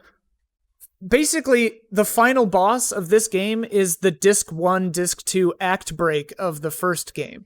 For sure. Like, I think I was just you're breaking out of the CD. So here's the thing, though. I want to defend timeline, Huber's dimension, take whatever. It doesn't matter. I want to defend Huber's take a little bit here. I still don't think anything has been definitively shown that alludes to multiverse. There's circumstantial evidence. There's circumstantial evidence. Like, my I read don't was think she's there's a any precon. conclusive thing beyond like there's messing with the timeline / how things are supposed to go. Like, everything that has been concretely shown in text says there is an outcome that's supposed to happen with the series of events. The Whispers are here to preserve that. There are clearly potentially characters who know how things are supposed to go and are either actively working to stop them or change them for whatever reason. I do see like that evidence there. I will give you that there is some circumstantial evidence about multiverse thing. For me, though, the biggest thing is, and the why I'm not like putting too much stake in all these like theories and speculation, is I have so many questions about what triggered this in the first place. Like, people are trying to like argue that this is going to be like, we have to preserve the events of the original game or something, and like this is like a sequel or some blah blah blah this other stuff. And I'm like, I can't give my complete take on this without spoiling the original game, but I do think that there is a plausible explanation that exists that says something. This is all happening because it was supposed to happen. And even like this changing stuff, it's a result of something that has already happened somewhere. And I don't think, I know Nomura and Nojima and like this team has a reputation for like getting very convoluted and stuff. Yeah. But they also, I think this is everything I've seen seems too obvious. Oh, they did a lot of research and stuff to get these answers, but I don't think it's like, come on, like they're not going to make it that simple. There's definitely something other to this, and I think we have to wait and see what it is. But the flip side, to be a little bit more optimistic here, I do see some concerns about whatever this means. People are scared that they might radically deviate. The message here is that we're going to radically deviate from the remainder of the original game and the remakes. Without saying specifics, I don't think they will. Jason, I think most of the beat for beat locations and stuff, and even there was a recent interview in the Ultimedia that came out in Japan. It's been translated. It says you're still going to go to the same places and stuff. Yeah. But I think it's prudent to the whole game showed it. They expanded upon and altered almost everything in this game. They did try and like recreate some like the same moments, just like a slightly variation. You hadn't on them. defeated the Whispers yet, so they had to. Yeah. So I don't see what anything did in this game sets it up for any different precedent. I think there's just a little bit. Well, I had the same overreaction, but I've calmed down since. I really appreciate. You go ahead. I think within this game they show us, like, and Huber, I think, when you're thinking multiverse, think Back to the Future, like alternate 1985. Got like, it. The timeline, when you change the timeline, you come into a parallel dimension thing in that sense. And I think what we're seeing here in this game, even within the context of this game, they start the cloud like brain stuff way earlier in this game and showing Sephiroth and stuff. I think in part because people would riot if you didn't see Sephiroth, but like I posit, and this is a theory that I just thought of maybe right now, is like every time what you read as Cloud remembering his past, because clearly he doesn't really remember his past very much, but like might be that, but might also be parts of his past like altering, maybe, or like things changing. Yeah. It just from talking to you guys, it seems now like there's obviously multiple ways to read this game, but like two big ways of like either you go in and just this one singular game exists and you don't pull any knowledge of the other games, or Final Fantasy VII Original exists within Final Fantasy VII Remake. I agree with you completely. I think that's why I think like I think that's why our knee-jerk reaction to the reaction to the previous spoiler mode, like this spoiler mode is Final Fantasy VII Remake because we're tailoring it to the reaction of the previous Final Fantasy VII spoiler mode that we did, where it was all theory and not based on the game as much. And we've created an alternate timeline. Well, also a lot of hang on. I think that this game assumes foreknowledge of the original game more so than if they were just doing a standard remake. I think that they think you're Aerith and Sephiroth. They're playing with your expectations. This is Twin Peaks season 3, man. Like you're watching the show about you watching the show. I think it works on that level, but I also think it works on a level for newcomers. I think they found a way to work for both. No, but they needed something for people or veterans, and that's what this higher level read is. But at the same time, new players, like we're gonna have a discussion next week with Jones, who has never played the original. I think one thing you're gonna see, but I'm a newcomer. Yeah, seeing his read on it, I think it'll become clear how this game is actually designed to play to both types of audiences, but there's definitely a lot of meta reads here designed for people who played the original, because let's be frank, it might be a little boring if it was just a straight 1-to-1. They're trying to do something to give you, everyone's talking about this. They did the right thing. Whether you're angry or not, you're all freaking talking about this. We'll be talking about this till part 2. Capcom had a really good word that should be used more in our vernacular instead of remake, reimagining, I think. I think remake, like Jason said before, remake implies one for one. Remake is a pun. It's a subtitle. It's a play on words in this case because you're remaking Fate. You're remaking Destiny. But I think that that's a success in this game because a newcomer just gets to have this story and they don't realize the differences. It's like a even Pixar though you have movie. no fucking clue who Sephiroth is. I've heard that from a lot of newcomers. It's like, who is this? That's the error with this game, I think, because that's why I think this game is 90% made for people who have foreknowledge of the previous game, because you don't know about or care about any villain in this game, I don't think, except for Hojo, because Hojo's the only one that has any actual villainy in this game. Sephiroth just stands up and Cloud is scared of him. He's just there standing and Cloud gets cloudy mind. For sure, one of my biggest disappointments about the narrative of the game, how much I played through it now, I understand why they did it. Exactly what you said, Ian. That specific element was crafted for veteran players. Yeah.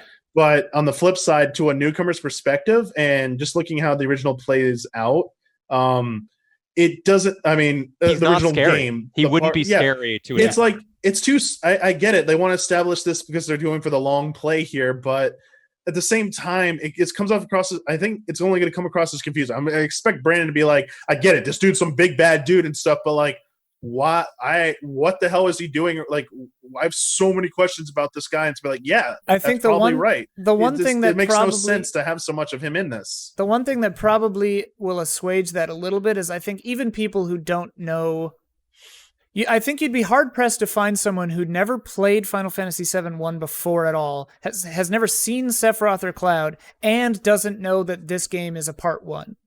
You know, like someone who bought this randomly off the shelf who's never heard of it. Yeah, they're going to be like, what the hell's going on? I've had a lot of friends not know that this was just a part 1. I had a lot of friends think this was the full experience, and they were like, what the fuck? Literally, like several Jason, people. that was actually, okay, so besides the Barrett potential death, because I knew ahead of time that there was something controversial about the ending. That's all. and had a lot of people talking. I thought it was Barrett's death, but once Barrett was brought back to life, I'm like, uh-oh, that's not it. What is it? When I got to the end and I saw what they were doing, I'm like, wait a second. Is this going to be it? Are we fighting Sephiroth? You didn't know? This is the end? Are we just doing? You thought this was a 150-hour game?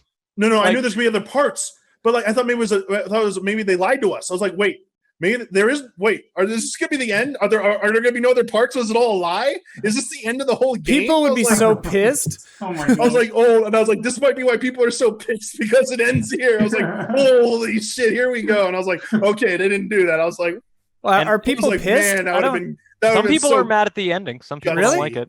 But here's why I think, just to kind of bring it back a little bit to why I think it's successful, is that when you read a book for the first time, or you watch Game of Thrones for the first time or whatever, it's always the best because you can go back and you can rewatch it and reread it as many times as you want, but you always know. There's no real dramatic suspense anymore because you know.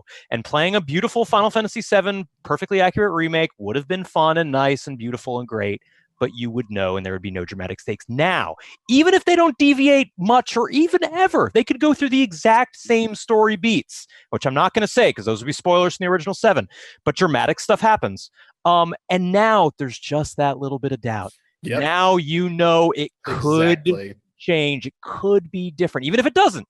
Even if it doesn't. I think that's the thing I like about this. Is the way they've set this up is like, I think it will be different. It doesn't need to be that much different, right? Just to be meaningful, even like, and even within the But the big question is like, it can end differently now, maybe. Also, a quick aside, and I never ever knew how to pronounce their name correctly, but I don't remember them showing Kite Sith in the plate falling cutscene in the OG game. So they show them in this game, or the cat version. Leeway, that's the name of the cat thing you see. Should probably be all you say about that. There's a song named after them in this. That's true. But like people, I know there's a lot of. We even have a question like for someone who hasn't played the game that says, "What the hell was that cartoon cat doing?"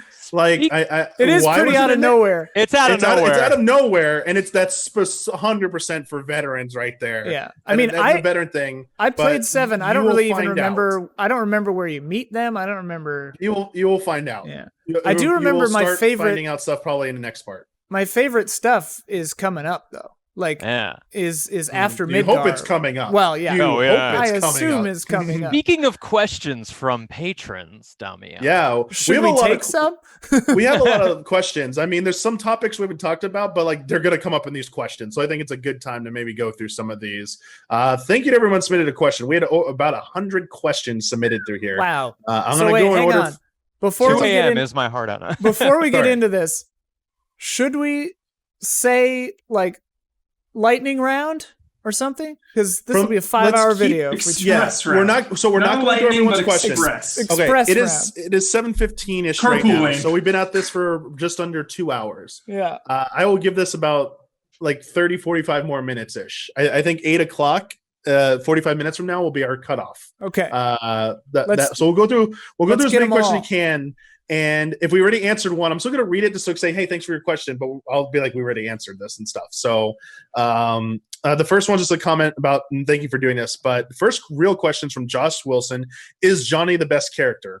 Johnny's hilarious. But he's not the best character. He's not the best character. Red 13 is the best character. Red 13 is the best character. I like Johnny more in the beginning. Is the best character. But I didn't like Johnny as much by the end. I think he's kind of one note.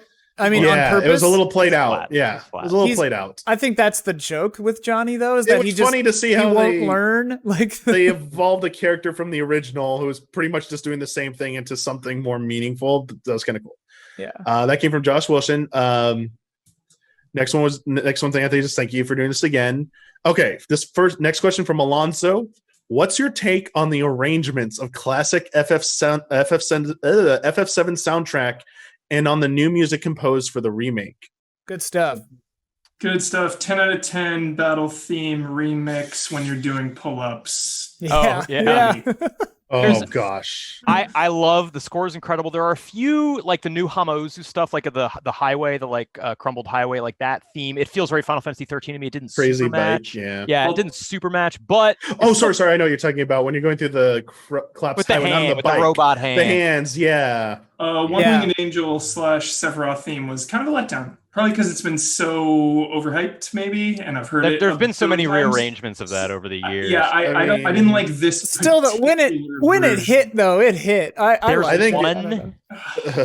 one 5-second section, I think, in the full medley on YouTube. It's like 9 minutes and 25 seconds in. You can go check it out. They bring in the ascending sequence from the main battle theme into One Winged Angel. The dun dun dun dun dun dun dun ba-da-da, and it's this orchestral score, and it's beautiful. That moment, man, that got me. That was loved good. them. Loved a lot of almost all the music. I loved. Some obviously I think were a little weaker than others. I love the variety and like just different takes, as you're saying, Huber. Even the chapter 9 outcomes with Aerith's dress. A different version of her theme played each time. Really? There's like the down it's like a dog and cat version. Yeah, and then there's like a more kind of like rock version, and then like there's like the bombastic version when she comes out in the most elegant dress. And I was like, it's the one I got. I got the Honeybee. one, yeah. Honeybee in music was fire, absolutely amazing. Just gotta listen to it like over and over again. Just so much fun. My favorite song in this was so weird. It's in the lobby of Don Corneo's mansion when like Leslie and those two guys are standing there. That like little weird tango song. I just loved it. I just wanted to sit in there and listen to it. 7 seconds till the end, based on Theme of the Ancients from the original. That one was beautiful. Love that one too. The teasing of Genova so much, especially in Hojo and the drum in chapter 17, that when you fight Genova, it's like very subtle, and then when the final phase kicks in, it's like, here you go, here's like full-blown Genova you've been waiting for. Like, it felt like such a great reward when like the more bombastic versions of these kicked in, especially in boss fights. Just loved a lot of the music in here, especially like the VR mission, like the summon boss musics were really good too. Just so much good music in this game. Damiani, let's get Soken in here. Let's get like Longfall, the twinning. Let's get some of that stuff. I want Soken on board. This is just so good on its own, and there's like more to come. It's not even all of it. There's so much more. I know. Wait! Quick shout out to Red 13 during that Genova fight when he's like, this is an illusion. Don't worry. Like, I was like, thanks, Red. Thanks, buddy. I'm glad you're there. Yeah. I'll just stand here and pretend it's not really hitting me right now. It's an illusion. No, I'm kidding. Next question comes from Andrew. Hey, the first game of the remake is undeniably a linear experience, although that is absolutely by no means a criticism. Do you imagine that because... do you hope, I'm going to rephrase this, do you hope that after that we're leaving Midgard, you hope that the game will open up a little bit more and be a little bit less linear? Yes. I hope so. I know it will be. 100% it will be. People go that's the design of the original game. That's the design of the original game. Like Midgar's on rails. And like so many of the like optional stuff, I won't say what, but like optional stuff from the original game like depended on you to being able to like explore and do weird stuff. Oh my god! It would be a big disappointment. It would be a big disappointment. It'd be a huge disappointment. I don't think I'll say it. Reiterate again. I think I'm more in the minority here. I mean, not the minority, but like I feel I'm more pragmatic about this. I don't think there's going to be any open world at any point in this game. Why? At any part of this series. PS5 can handle it. I do hope that they let you choose different paths to go through, to go different routes. I will bet you, Damiani. Do you want to bet? There'll be open environments, but it'll not be a seamless overworld. Absolutely not. Will not be a seamless overworld. They'll be like Final Fantasy 12. It'll be Final Fantasy 12 style. It'll be like Final Fantasy 12. So wait, do you think like on the non-spoiler, I guess, on your means of conveyance, do you think that the captain will have like an overhead map and you just like pretend you're flying, going around? Are you not going to have that means of conveyance, Damiani? There's no way. There's You must no have that way means of Damiani not conveyance. do that. I mean, That's there are the finale two game. things. Thank That's you. how you conclude Final Other Fantasy games VII. have done modes of transportation within non-open world environments.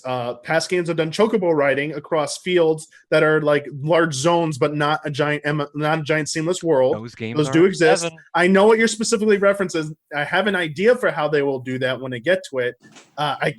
We can't talk. I don't want to talk about that. All right. That'll be We don't clear. want to talk But about I do believe they will have that in some They form. better.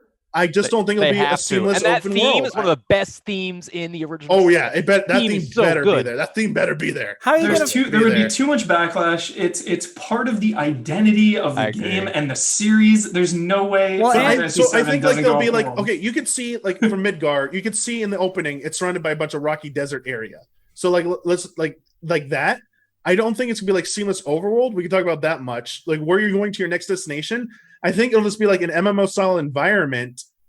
But like I think there'll be So destinations. you think can- zones, not the whole world? Yeah, is so what it'll be you're a saying. zone. You'll have like the Got first it. zone. So But it'll there'll be like maybe Monster there'll be Hunter maybe Generations there might or be something. there might be 1 or 2 exits on that zone that take you to a different destination, and the order in which you go to those destinations might be up to your choosing, or there might be variants to that. So there will be optional areas to go to, and maybe a crit path to stick to if you want.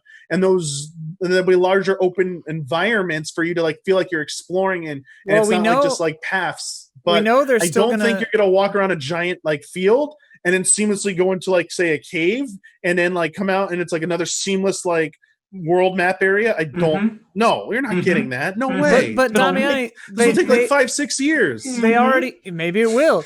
They already Did you not alluded. No, with the the Ultimate tiaras- interview Nomura just said this week that parts are going to be kept shorter so that they come out sooner, because if they go too big, they take too long to come out. So I also think your 3-part thing is Oh, there's wrong. gonna be- I thought 3 parts as well. I think it's going to be a minimum of 5 now. I think There's it's going to be And 7. 4 parts. And I don't think that comment means absolutely no seamless I'm massive. going to look back on this no in 8 fif- years, and I'm going to be no like, 15 4, style you over- idiot. There will be no 15 style overworld like that. Part It will not be like 12. that. There'll be an But overworld, Damiani, but there won't be how are they 15 going to do style. that? How are they going to do that? They've already alluded to with the tiaras, Emerald, Diamond, Ruby tiaras in this game. You What know are I'm- those? Those are just stones, Ian. I don't Yeah, know what that means. How did You you know what fight- I'm talking about. How did you fight hidden bosses in this game? What were those things you used? VR missions and If they No. They no. put If they put those those- in the VR. I will No. I will burn. smash my I live PS5. 5 minutes from Square Enix headquarters in I El love Segundo. this. I will ride my bike there. This is burn so it to the amazing. I ground. love this. Let me If you counter that don't by find saying- those in real life, I will Okay, be so- so time pissed. out. Wait, think So about the realistically, backlash I of think FF13. there'll be an optional hidden side quest sequence at that point. There'll probably be hidden optional side quests that unlock super bosses. There will probably be something like that. I Would be mean, my best guess. Sure, they Oh, better no. not be VR, Damiani. I swear to God. No, they won't. They'll probably be like even harder this versions candle. of them in VR. I'll hold you responsible, Damiani. Same. Blame I think Damiani watching on this VR video. missions. I'm moving away from this because this is. We'll see Bail how us it out. goes. Bail us out. I say be you know have some reservations. Don't go too crazy. All right. This next question, we don't have to answer this. I'll just read it. Bravely D. I'd like to know what you think about the ending compared to other Nomura games, because it seemed like a very Nomura thing. It was.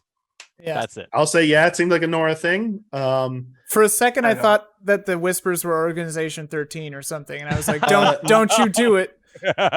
Nothing will out Nomura than Final Fantasy 13 though. Final Fantasy 13 is the worst story, the most ridiculous story, the dumbest story, most Absolutely. convoluted story. Totally agree.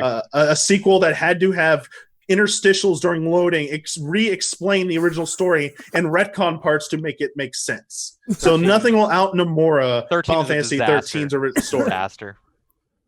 One of my favorite endings in a video game was the final 10 hours of Final Fantasy VII Remake. Sure. That's what I got. I think what I got to commit to, I think man. It was Nomura magical. held back a little bit on this game. He held back a little bit, and I think that made all the difference. I think Nomura measured himself. Throw in a pinch, but not the whole can of that Nomura spice. I That's wonder what if I wonder if the linearity of just the game also helped him do that. You know, because it wasn't open world and so big and everything on the table, that because of the limitations that he had to kind of rein himself in a bit. Yeah. I think so. I think those limitations can be a big help for a lot of creators, and me included. Like, I do better when I have like scope and like, all right, we this is our box. What are we going to put in that box? Scope and Listerine. This next one, this is we talked a lot about the comment. There's even a question about 5.7 comment, like directly. If Modi V2, hey, would you like the comment from FF7 to make its way to Kingdom Hearts? Sure.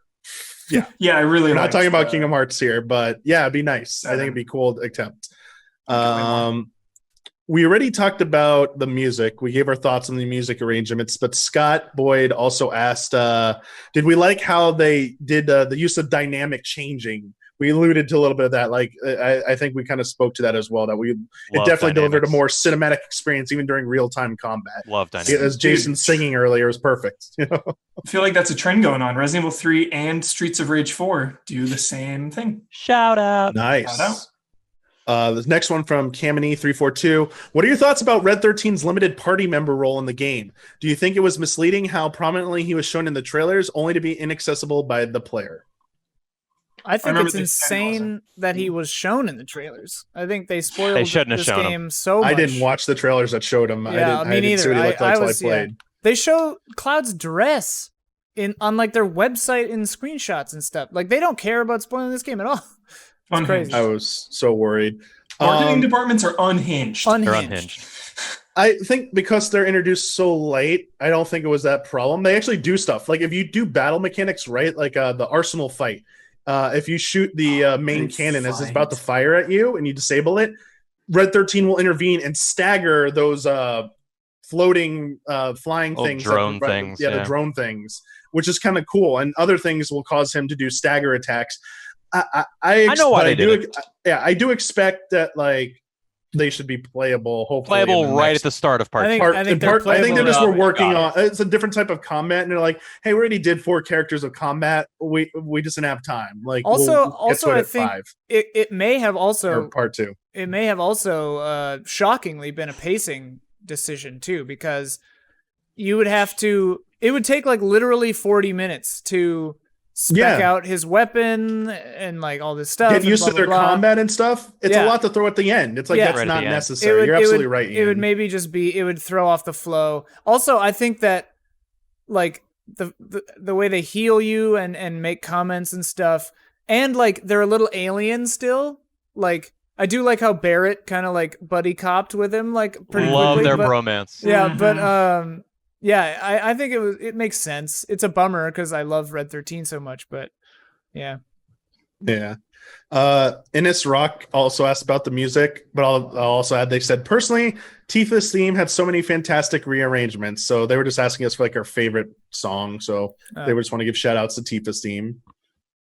Just the basic battle theme, man. That's going to go down. Like, how much I need to listen to the original, because I know that song has changed over the years so many times, Damiani. I know there's so many versions. It has 20 versions in this game. This game, yeah, gosh. But just like the normal one, the one that like starts in the beginning of the remake and that plays consistently throughout. I mean, that is easily one of my favorite songs of all time. That and Prelude are like hard to top. Like, so good. Yes. I like the dubstep chocobo song, like in Sector 5 slums. I was like, and Midgar Blues, dude. Midgar Blues, good stuff. Rotting under the rotting pizza. Yeah, so good. Under the rotting pizza. Under the rotting pizza. Thank you. Which is talking about the plate. Didn't think about it. Yes, never thought about it. Yeah, Barrett calls it it's the rotting pizza. Yeah, I never thought about it.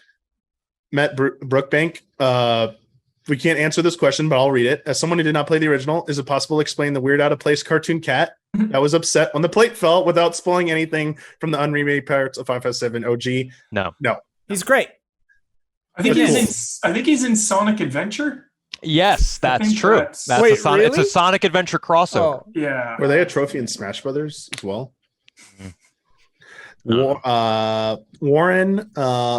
Warren asked, there were many moments when I had to just stop and listen to the music. What were your favorite spots to do this? And did any of them hit you really hard? Don Corneo lobby. Aerith's house. Aerith's theme. That was... Aerith's house was just... Yeah. like the Aerith's moment house for me. was a moment. the title screen for me. I just broke down at that part. Title screen too. And the bar where Midgard Blues is playing. And after that, it was my personal mission to make every jukebox play his song. Nice, Eber. Yep. Yeah. I was like, I gotta spread this guy's music. We talked about the combat. Asher was basically asking what refinements would you like to see the comment. They said, I'm someone that felt block in particular was sluggish and frustrating to use in the game. Animation. I agree. And then like the parry. So we did mention that, Jason, I think you specifically, or you, Ian, specifically said, like, is Cloud changing between Punisher and Operator stance, especially like on reaction on command? Sometimes it felt like there's no way you're getting it in time. Yeah. I will counter if you have a bar. That's what counter stance is for. Counter stance is specifically for the last second reaction. I'm talking about just plain R1 block. They need, but R1 block, unless you have like the steadfast one, which like really helps a lot. If you don't have steadfast materia, it's kind of the timing of blocking and even rolling away feels slow. They're not very generous at points. Yeah. That's a kind way to put it. The animation locking in this, is just crazy. And if Ian's a fan of Dark Souls, then you just must like feel that frustration. I mean, I had to. It's like a meme, you know. I'm trying to avoid bringing up Souls games generally because I get flamed every time. But like, I was playing Neo 2 right before playing this game, and it hurt me. Ooh, that's a rough. That's a rough comparison. It hurt me. Ouch. I still think the roll was not to evade, though. I thought it was for distancing, to get some space. It wasn't much faster than running. So here's the thing. Like Ian kept saying, like, this is so turn-based. It's just a turn-based, and I loved that it was turn-based, but with a little extra real-time control. Yeah. I thought the blocking, though, to answer this question, I thought the blocking definitely was weird and sluggish, but I don't know if it was like if you changed it and made it more reactive and more fluid like Souls, and you could just like start blocking and parrying. It would break it would break this game. So I don't know where they could. I think the way that because remember in old versions of I can't remember if it was in 7 specifically, but like a lot of turn-based RPGs will give you a literal move called guard. Yeah. Where you like basically take your turn to defend. Yeah. I think that's more of a mentality with R1 in this game, where it's like you are choosing to stop attacking and block for a minute because you think something's about to come. It's like a choice. It's a turn.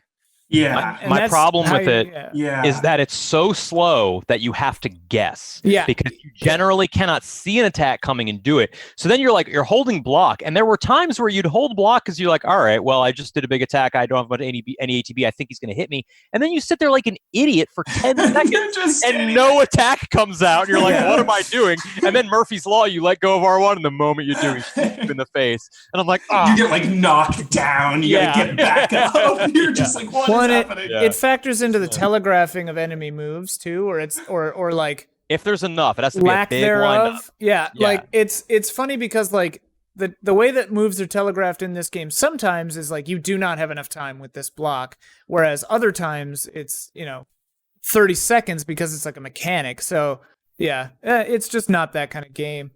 It's not a Souls game, and it took me 10 hours to realize that. Anyway. Carl also asked which area of recreated Midgard did we have to stop and take a knee. They just gave shout outs to Arif's house as well. House, yeah. Also the climbing up the chapter 15 that we were kind of complaining about, the part where you took a look over the ruined sector 7 slums. Yeah, that part's That's meaningful. Cool. That part's meaningful. Yeah. All right, so we have a next question comes from Jason. I don't recall if the last spoiler mode caught this, but Jessie's glove is on the table next to Biggs's bandana, hinting she may also be alive in the ending. You can read that either way, because like they all really loved their friend, so they would either put that there to commemorate her, or it's implying that in this timeline, whatever you want to say, she didn't die. But like the weird thing with that is like I don't think they're undoing their own past. They're just changing certain things. So it gets a little timey-wimey. So I'm very curious to learn the answer. Yeah. Little inside baseball here. Ian and I are friends with the voice actress of Jessie, Erica Lindbeck. Yeah. And I asked her about this, and she doesn't know. Good. Yeah. That's great. I love that. I love that. Shout No out to inside Erica. information right Shout now. out to Erica, dude. Yeah, but shout out to that if she had given me, fantastic. if she had given me any definitive info, I wouldn't. Yeah, we wouldn't say. Fantastic. Also, Yes. a further example of how funny being a voice actor in a video game is. I saw her post on Facebook the other day. She goes, "Man, I love voice acting. Nobody told me my character in XCOM Chimera Squad was a snake." Yeah, I saw that too. She's so like, "I didn't funny. even know I was a snake person." I'm a snake. So funny. Didn't have any idea. Excellent. I recorded a character for League of Legends Nocturne. The whole time I had no idea it was League of Legends. I swear I'm not just saying this, but I feel like her voice acting as Jessie was just so much better than everyone else that I just became obsessed with that character. She's very good. And what I loved about her Jessie, especially knowing her in real life and like knowing some of the other characters that she's done. And I think like the way that people are cast as voice actors too is like a lot of times they just cast you to do that one thing or whatever. But Jessie doesn't really sound like her too much.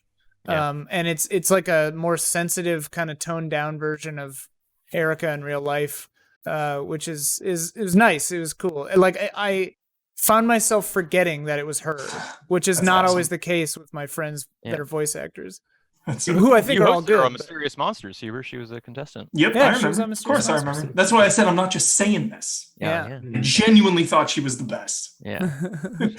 Anyway, Jason, also, we already answered and talked about the pacing. They asked about it as well. We already talked about that. We already talked a lot about the characterizations. John Mole 18 wanted to ask about our opinions on the modernization of some character portrayals, and how we felt the events of Chapter 9 were handled. We've already talked about pretty much everything there I can think of. Yeah. Unfortunately, Hang on real quick though. I was kind of surprised how overt the hand massage $3,000 hand massage. We didn't talk about we that all at all. shelled out. We all shelled out for the premium. I paid I've done all 3,000. three Yeah, options yeah, now. yeah. Yeah, I've seen all. But of them. I They're pretty was funny. pretty shocked. I was like, this is just they're not even Yeah, beating they're not around shying the away bush from this. for lack of a better pun. This is the haha anime laugh out loud pandering moment. yeah. little bit, some Japanese. But I mean, it was still funny. That was like a hand massage. I was like, okay, all right, I see what you did there. Made me want a hand massage. I'll tell you that. Mhm. Don't get the cheap one. Oh, I'm God. shelling. Are you kidding? I'm gonna spend. Cloud was in so much pain. He was like, "Give me a minute." Oh, really? I didn't see that. really? Because she does like a quick she goes, "This is a new experimental, untested method," and she does it really quick. And he's just like screaming, like, "Oh!" And he comes out. And he's like gripping his hand, and Garrett's like, "Are you okay, Cloud?" He goes, "Don't talk to me." He goes, "I'm gonna need a minute, maybe another one." He's like so disgruntled and stuff. Yeah. Unfortunately, Varun put a save. They didn't get their comment in time. Saving is very good in this, and I like the That nod. is very important. I like the nod to the old save logo on the benches. Yeah. That was awesome. Yeah. Love So that. Varun, That's you cool. got your question in there. There you go. Yeah. Gladius Wing Zero want to know what our favorite and least favorite individual chapters. I think we all talked about our least favorite. Chapter 9, I think, was like a highlight for most of us. Was there Yeah. any other chapter 9 that is my favorite. maybe That was resonated for anyone or no? I mean, chapter 9 and- 16 for me was great, which is when you get into the Shinra building and you're going up those Yeah, non-combat yeah. floors. You see that incredible CG sequence. How long has Oh. it been since an RPG did a Yes. pre-rendered CG Yes. sequence, and everyone was incredible? The opening Yes. shot, the plate falling, the showing the ancients, that blew me away. The Yeah. motorcycle when he comes in on the Shout out. motorcycle and like hits all of them in 16. Oh, it's so funny. Loved it. Yeah. I love that they break in through the parking lot too. It just gave me a very Batman vibe. And Go the- to the parking lot. The vent sequence was so good. Yeah. Anthony was asked about the moment in the game that wowed us to the point where we fell in love with the game. They said I was in love immediately, but when the Reno fight starts in the church, I literally paused the game to text my friend about how amazing everything was. Honestly, the opening cinematic was next level. I was emotional. That Yeah. music, Yeah. I was the emotional. way it's just going to the city, all like the scope of it, and then the intimacy of it, like that was The I knew, like special. they achieved something I didn't expect them to achieve. That the city pullback shot from Aerith and then pulling back to show the city again, blew my mind in '97, and it blew my mind again here, which I didn't really expect. And the triumphant logo, Ian. Yeah, dude. Yeah, dude. Yeah. Damn. You know what it is. Yeah. I was sitting there at that point with basically this expression on my face the whole time. Yeah, just like, like, I can't believe this is real. I can't believe they did this, you know. This next question comes from Ali. Since you all talked about how thirsty the game is, which I agree with, I was wondering, what are your thoughts on they're saying within this game only, what are your thoughts on the dating sim elements in this game, and would you want to see more or less of that in the next game? It's stressing me out, so less, please. It gives me real anxiety. I want less of it. I can't handle these decisions. Please, less. Well, it's funny because, like, if you have foreknowledge, it's like a foregone conclusion. But now it's kind of like, well, hey, maybe I can invest in someone or whoever. But yeah, I mean, and to if me, Jesse's alive, like, oh yeah, that's easy. To me, it's like it's not.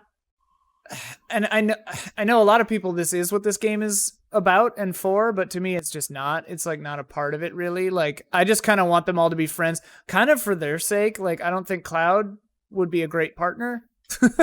So, like, I don't want to end up with Tifa and Aerith, guys. Tifa and Aerith is there my were some OTP. moments. Yeah, there were some in the moments. sewers. Yeah. I want them. Cloud can be with Barrett. I want I got Cloud. like a cool sister vibe there. Oh, I got a definite, like, I did not get a sister vibe. I got a definite they wanted to hook up kind of vibe. I think, yeah, the way I'm playing Cloud is to facilitate Tifa and Aerith getting together. For sure. You're the wingman. Yeah, I'm Cloud is the wingman. Like, Chapter 9, like, totally fine with it, like, wingman. I actually do kind of think, and sort of within the world of this game, like, Cloud might just be asexual. Like, I think he might just be not about it. I don't know. Or just too traumatized to think about it. I don't know. It's always the guys that don't seem to care that have all the ladies fall over them. Yeah. It's because he doesn't actually care. Because he literally doesn't even think about it. Yeah. They also added, thanks for the last, we should be proud of the last spoiler mode, because after 20 plus years, watching that spoiler mode finally made them pull the trigger and buy the original FF7 on PSN. It's a great game. Yeah.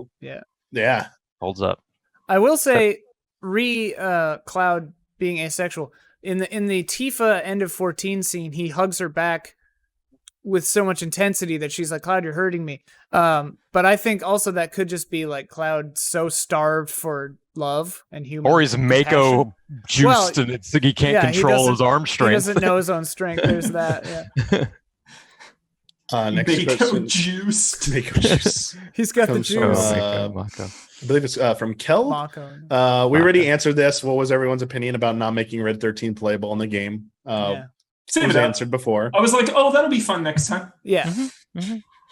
We also, next question from Maverick Summers, we also spent some time talking about how we think they'll handle leveling and materia between the games, like how they're going to handle progression. So we did talk about that already.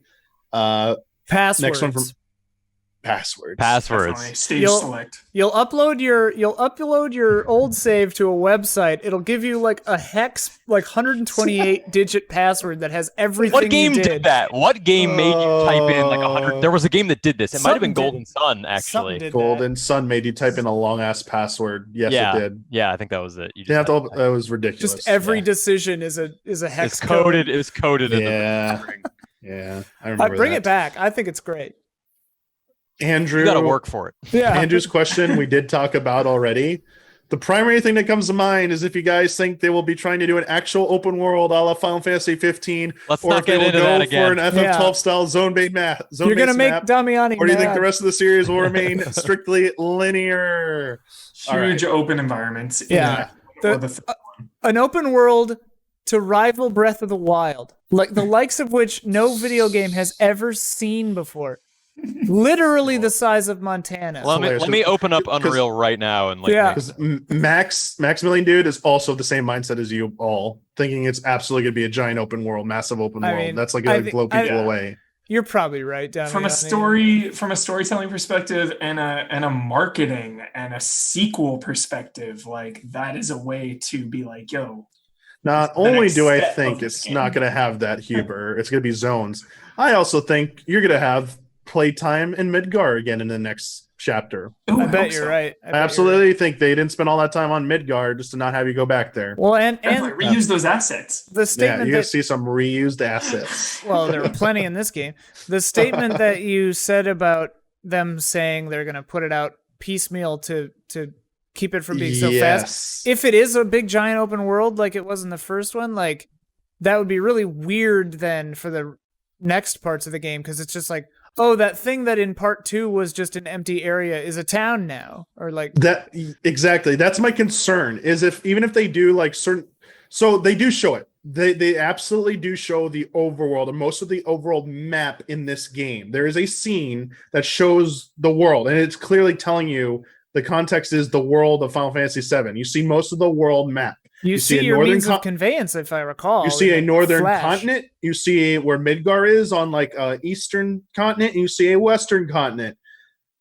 I don't think I can see them making parts of the world open world at best, but I don't think there's be any way they can combine it all together at some point. I think that's going to be a problem. And why set yourself up for like that kind of expectation and ultimate disappointment where you can't ultimately potentially go back through the whole world as open world, because like, that's not going to work. If Assassin's Creed Odyssey can be as big as it is on a PS4, I think Final Fantasy VII can have. Listen, I'm coming at this, Damiani. You're right. There's a ton of assets and work, and it's a massive undertaking. But if we're talking about the technical feasibility of doing that world on a PlayStation 5, technically possible. You can do it, man. I think it is. I just don't think they want to waste the time doing that. I think they've made their intentions clear. What about this? It's to harken back to the original game.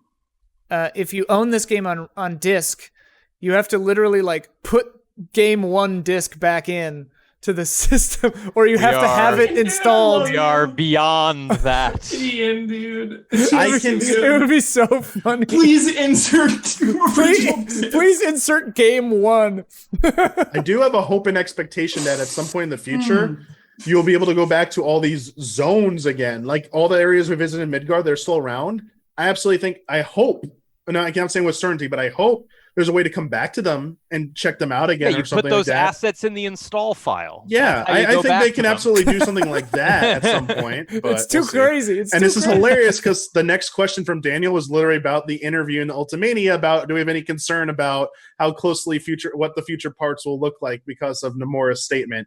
And we've just been talking about this. So, well, if there's a certain leisure location that's not in part 2, I'm gonna riot. I'll riot too. Yeah, right there beside you. I don't think it's gonna be in part 2. You might see it. I don't think you're gonna go. You don't think it's properly. in part 2? It's not that far. I think it's in part 2. You're you could go straight to it. Not straight to it. But pretty much.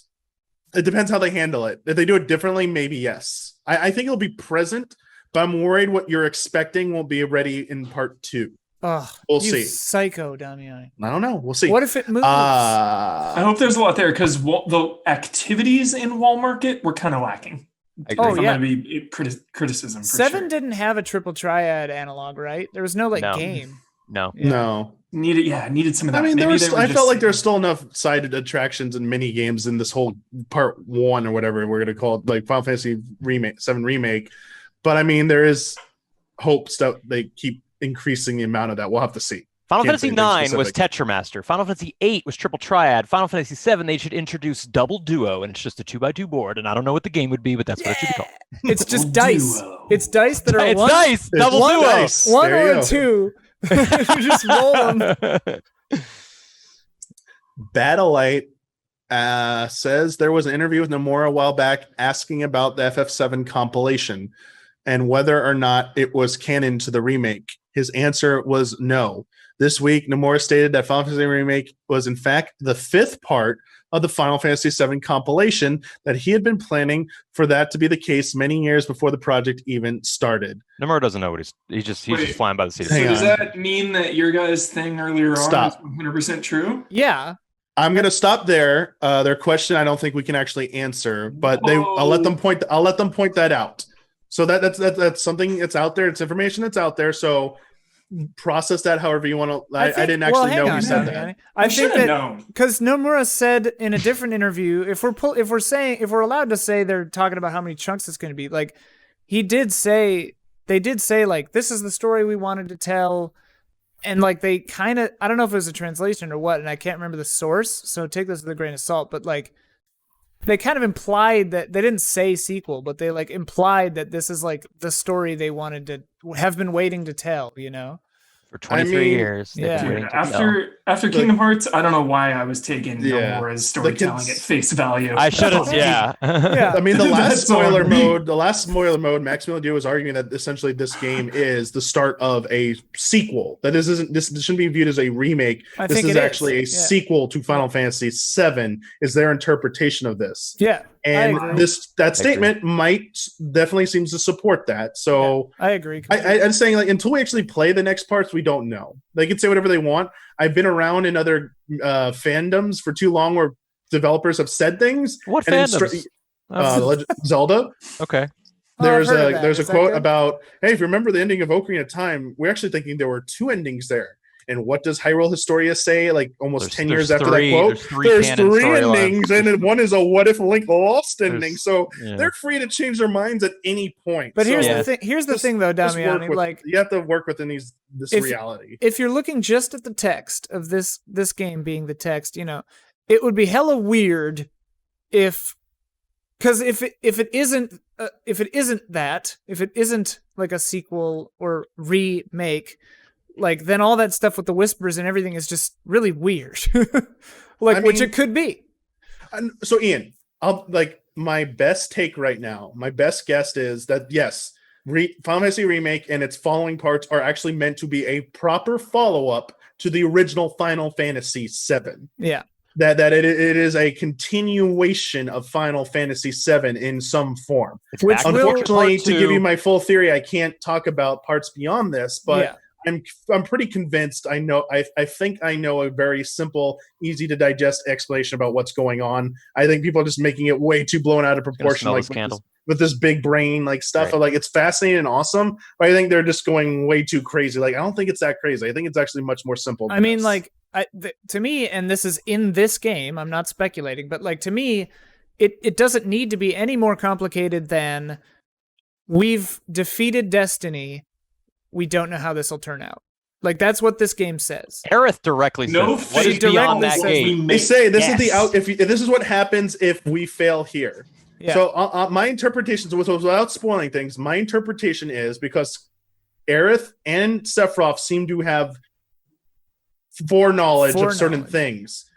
I think Sephiroth is here to alter events in their favor. I think the Whisperers and through Aerith are trying to stop Sephiroth, but at the same time try and preserve events as best as they can. But I think she has seen that things are going to be changed, but at the same time, if they're changed too much, Sephiroth will win ultimately. Yeah, potentially. Well, that's so she's there as like she is the will of the planet. Essentially, is my interpretation, because as you saw, the Whisperers were not enough, and like ultimately they had to be sacrificed. They had to be defeated, and now their legacy is living within Aerith.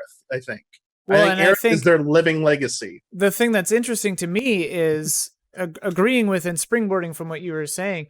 The thing that's interesting to me in this game and this version of this game is that Aerith is trying to maintain the status quo, and she knows what that means, and many of us know what that means, which makes her character all that more interesting to me.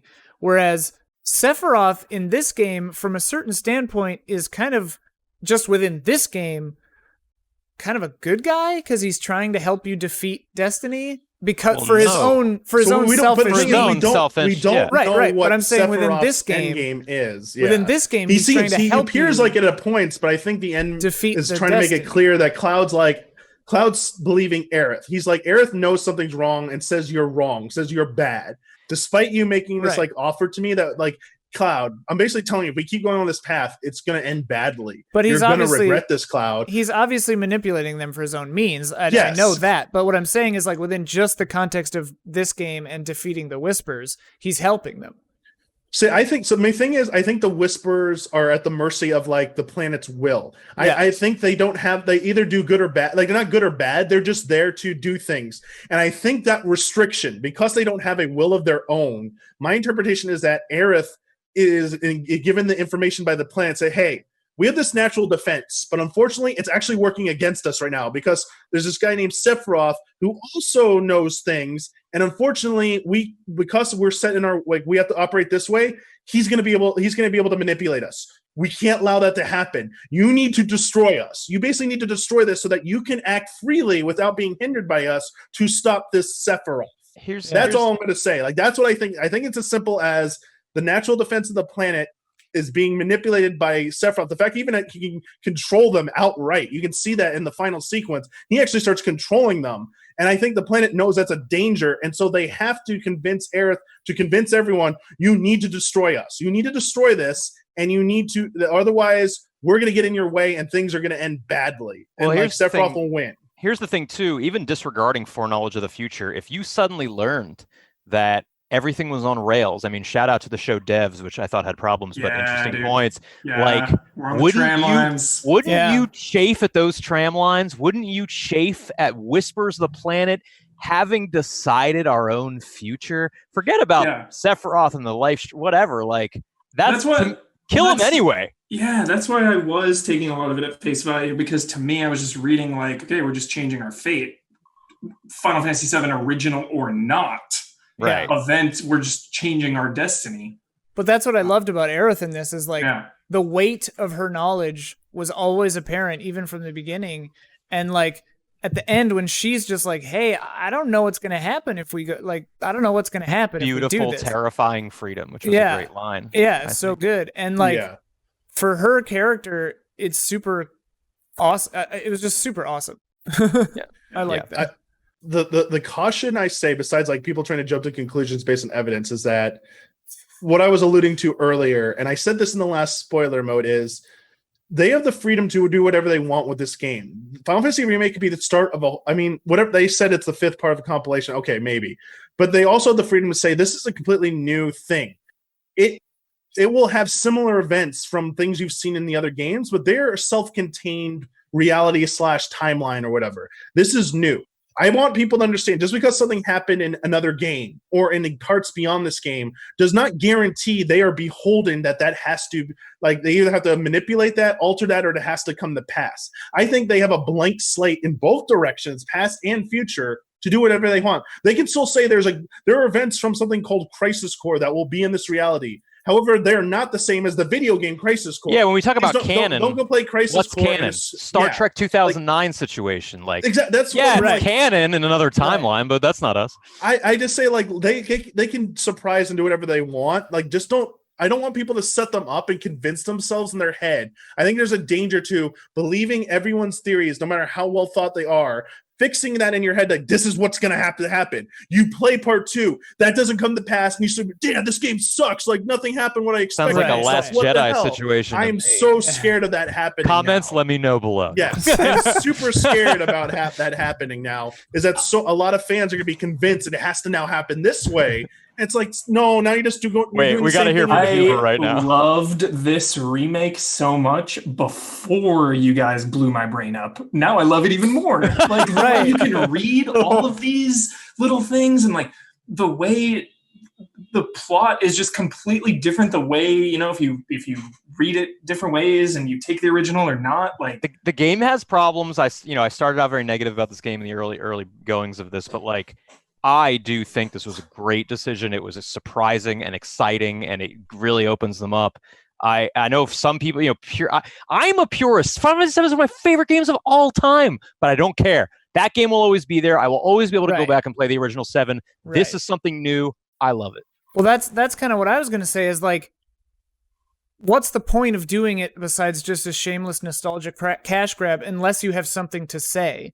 And like, I'm happy, very, very happy that they have something to say and that they are doing something new and taking a chance. And like, Yeah, I think that you're always trapping yourself if you give in to that kind of like rampant expectation, like violent expectation. Like that's just bad juju no matter what you're doing. But Violent expectations. the That's name of a show. This is Sequel a to fan base Jane Eyre. that clearly Yeah. gets this fan base clearly gets worked up.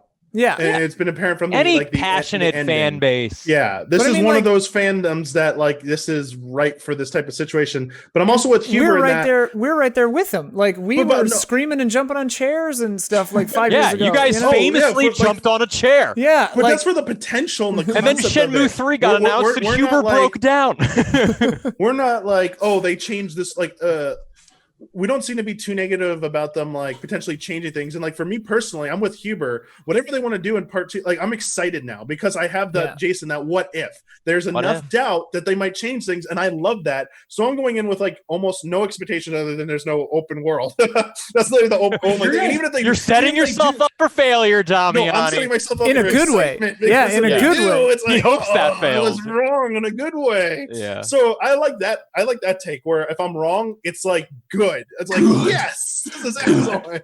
Good to be wrong. Versus setting myself up for disappointment in those regards. That's what So I'm doing. I'm Let's with you, go. Huber. I'm loving a lot of this stuff now, and I feel really good. And I think it's only going to get better with the new systems and the PC version. Even though this one coming out, I can't wait to replay this on PS5 or PC to see running on improved hardware and stuff Yeah. like I that. feel like I need to replay this right now because Well, you can- I understood this game. Holy you can shit. replay chapters. You can just replay Yeah, I the should ending. honestly replay the ending. Yeah, 16 to honestly. 18, maybe. Yeah, 16 and 17.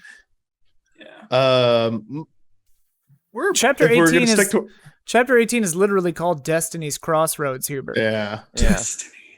I kept thinking that like Sora was gonna show up. He It was better getting not. real Nomura So by the better end. not. I was like, and then Yozora from the Final Fantasy 13 Yeah. versus Alternate Dude, Universe. well, is dude, gonna like show the up. the shots of those guys with the numbers who say reunion, the guys with the numbers on their shoulder, like they're walking Organization 13. they're walking through that like foggy beach. That stuff felt so Kingdom Hearts. Destiny Island. I was like, do not. I was like, do not.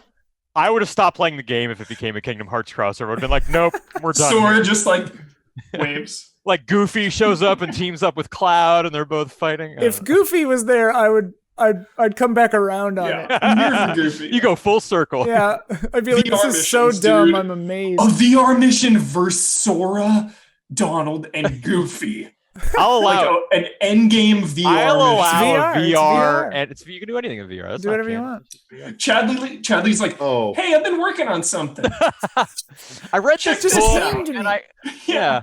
speaking of the Kingdom Hearts combat, remember that old question before? I just realized I'll answer this properly. I would love to be able to change between active characters in Kingdom Hearts, between Donald, Goofy, and Sora, like we can do in this game. Yeah. Do that, Yeah. Nomura. Bring that into Kingdom Hearts 4. I'll be happy about that. Kingdom Hearts 4 is not coming out till 2028, y'all. Which will come out first? Part 2 of this or Kingdom Hearts 4? Part 2. Part Part two two. of this. Part Part two. 3 of this will come out before Kingdom Yeah. Part 3 will come out of this before Kingdom Hearts 4. Okay. And then part inclined to 4 agree. of this will be Kingdom Hearts 4. Hearts. So- They'll do the same thing. Hey. But I think the next Kingdom Hey. Hearts game definitely will not be Kingdom Hearts 4. Oh, right, for sure. It'll be Kingdom Oh yeah, we gotta Hearts, go through all the different Yeah. in-between Drama, numbers. X 3.8294. 394, but We the need threes in Kingdom Roman Hearts Pi numerals- first. Oh, it'll yeah, just it'll be called fine. Kingdom Hearts Reunion. And it'll come Yeah. out at the same time as Final Fantasy Reunion. Reunion X Yeah. cross. Well, a lot of their games do start with re. I know. colon. Remind. What if the third Final Fantasy VII remake is called Final Fantasy VII 2 Whoa. because it's like a sequel to the original? the but next also it's part. the The next third part one would be that one. of the 7, remake. comma T. No, it's the third one though, Ian. You got to go by no more numbers. Yeah, Oh, number, right. number. It's a different counting system. He doesn't Yeah, keep yeah. standard counting. He's in base 3. We are just running after long. 8 o'clock right now, Man, I'm having a so blast talking to you guys about this. Yeah, I mean, we have gone through a bit of the questions. Yeah, how here, many did so- we get out of I feel like we 100? got 20, 30. Yeah. We got through about like 20-ish Oh, questions. man. About like a. Pick one at random. I'm gonna scroll towards maybe the end and see. Sorry to whoever would have been next, but we're just going to Yeah. pick one at random. One at random. Throw a dart. like in 7th heaven. Damiani's reading them. That's definitely not random. Yeah, you're Well, cheating. I'm trying. I mean, some of these are like literally this one. Another one for another Jason just says 2 words: Naruto filler. Like, what? Huber already Yeah. touched on that. Some of that. I know. Yeah, there is a filler arc for sure. There's a filler arc. Yeah. I mean, a lot of these are literally re-asking the questions we already answered or have talked about in depth. I'm trying to find one that doesn't ask something we've already talked about. We've gone pretty wide on this. Yeah, on like this guy. Scatter shot touched on just about everything. How often did you use triple slash? Oh, A hey, lot. I have a question. All the time. What was the the part when Aerith saves Marlene and she's hiding under the desk and Marlene like touches her and has like a Oh yeah. weird moment? Was that And like then he goes Marlene? And then what? Yeah, and she goes, shh. Like, what does Marlene know there? Also, why was Marlene a ghost baby in chapter 11? Like, is Marlene a ghost? I the have hell's no going on? idea. I have no idea, Ian. I have no idea what's going on with that stuff. Well, I'm expecting we might find out. I Maybe. suspect we will. Yeah. Do you think there'll be any here? I'll ask you a final question then. Here's a real one. It's not from a patron. Do you think there'll be any threads that are just dropped in part 2? Oh, yeah. Like, do we have? You think there'll be something like Maybe we'll never see Roche again.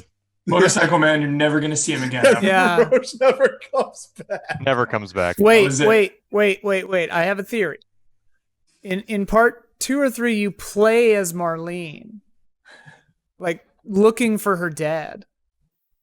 Dude, can you imagine like playing that Ian, man? That's heavy. Playing as like the city is getting destroyed and stuff, just like playing as a kid.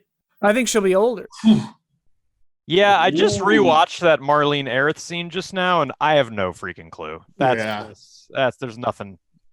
There's no indication of what's happening here. Do you see the means of conveyance in one of the flash forward things? Yeah, I think so. I thought you did. Yeah, I think you do. I think you do. Do you see the means of conveyance? That is the title of I Ian's love Means of biography. King. That is going to be the name of the spoiler mode. Bloodworth was asking me, think of a name for the spoiler mode to Do make you it sound see- different. Do you see the means of conveyance? Do you see the means of conveyance? See, it's got multiple meanings too, just like remake, Yes. because the story is being conveyed through Perfect. unorthodox means. Perfect. Dude. Perfect.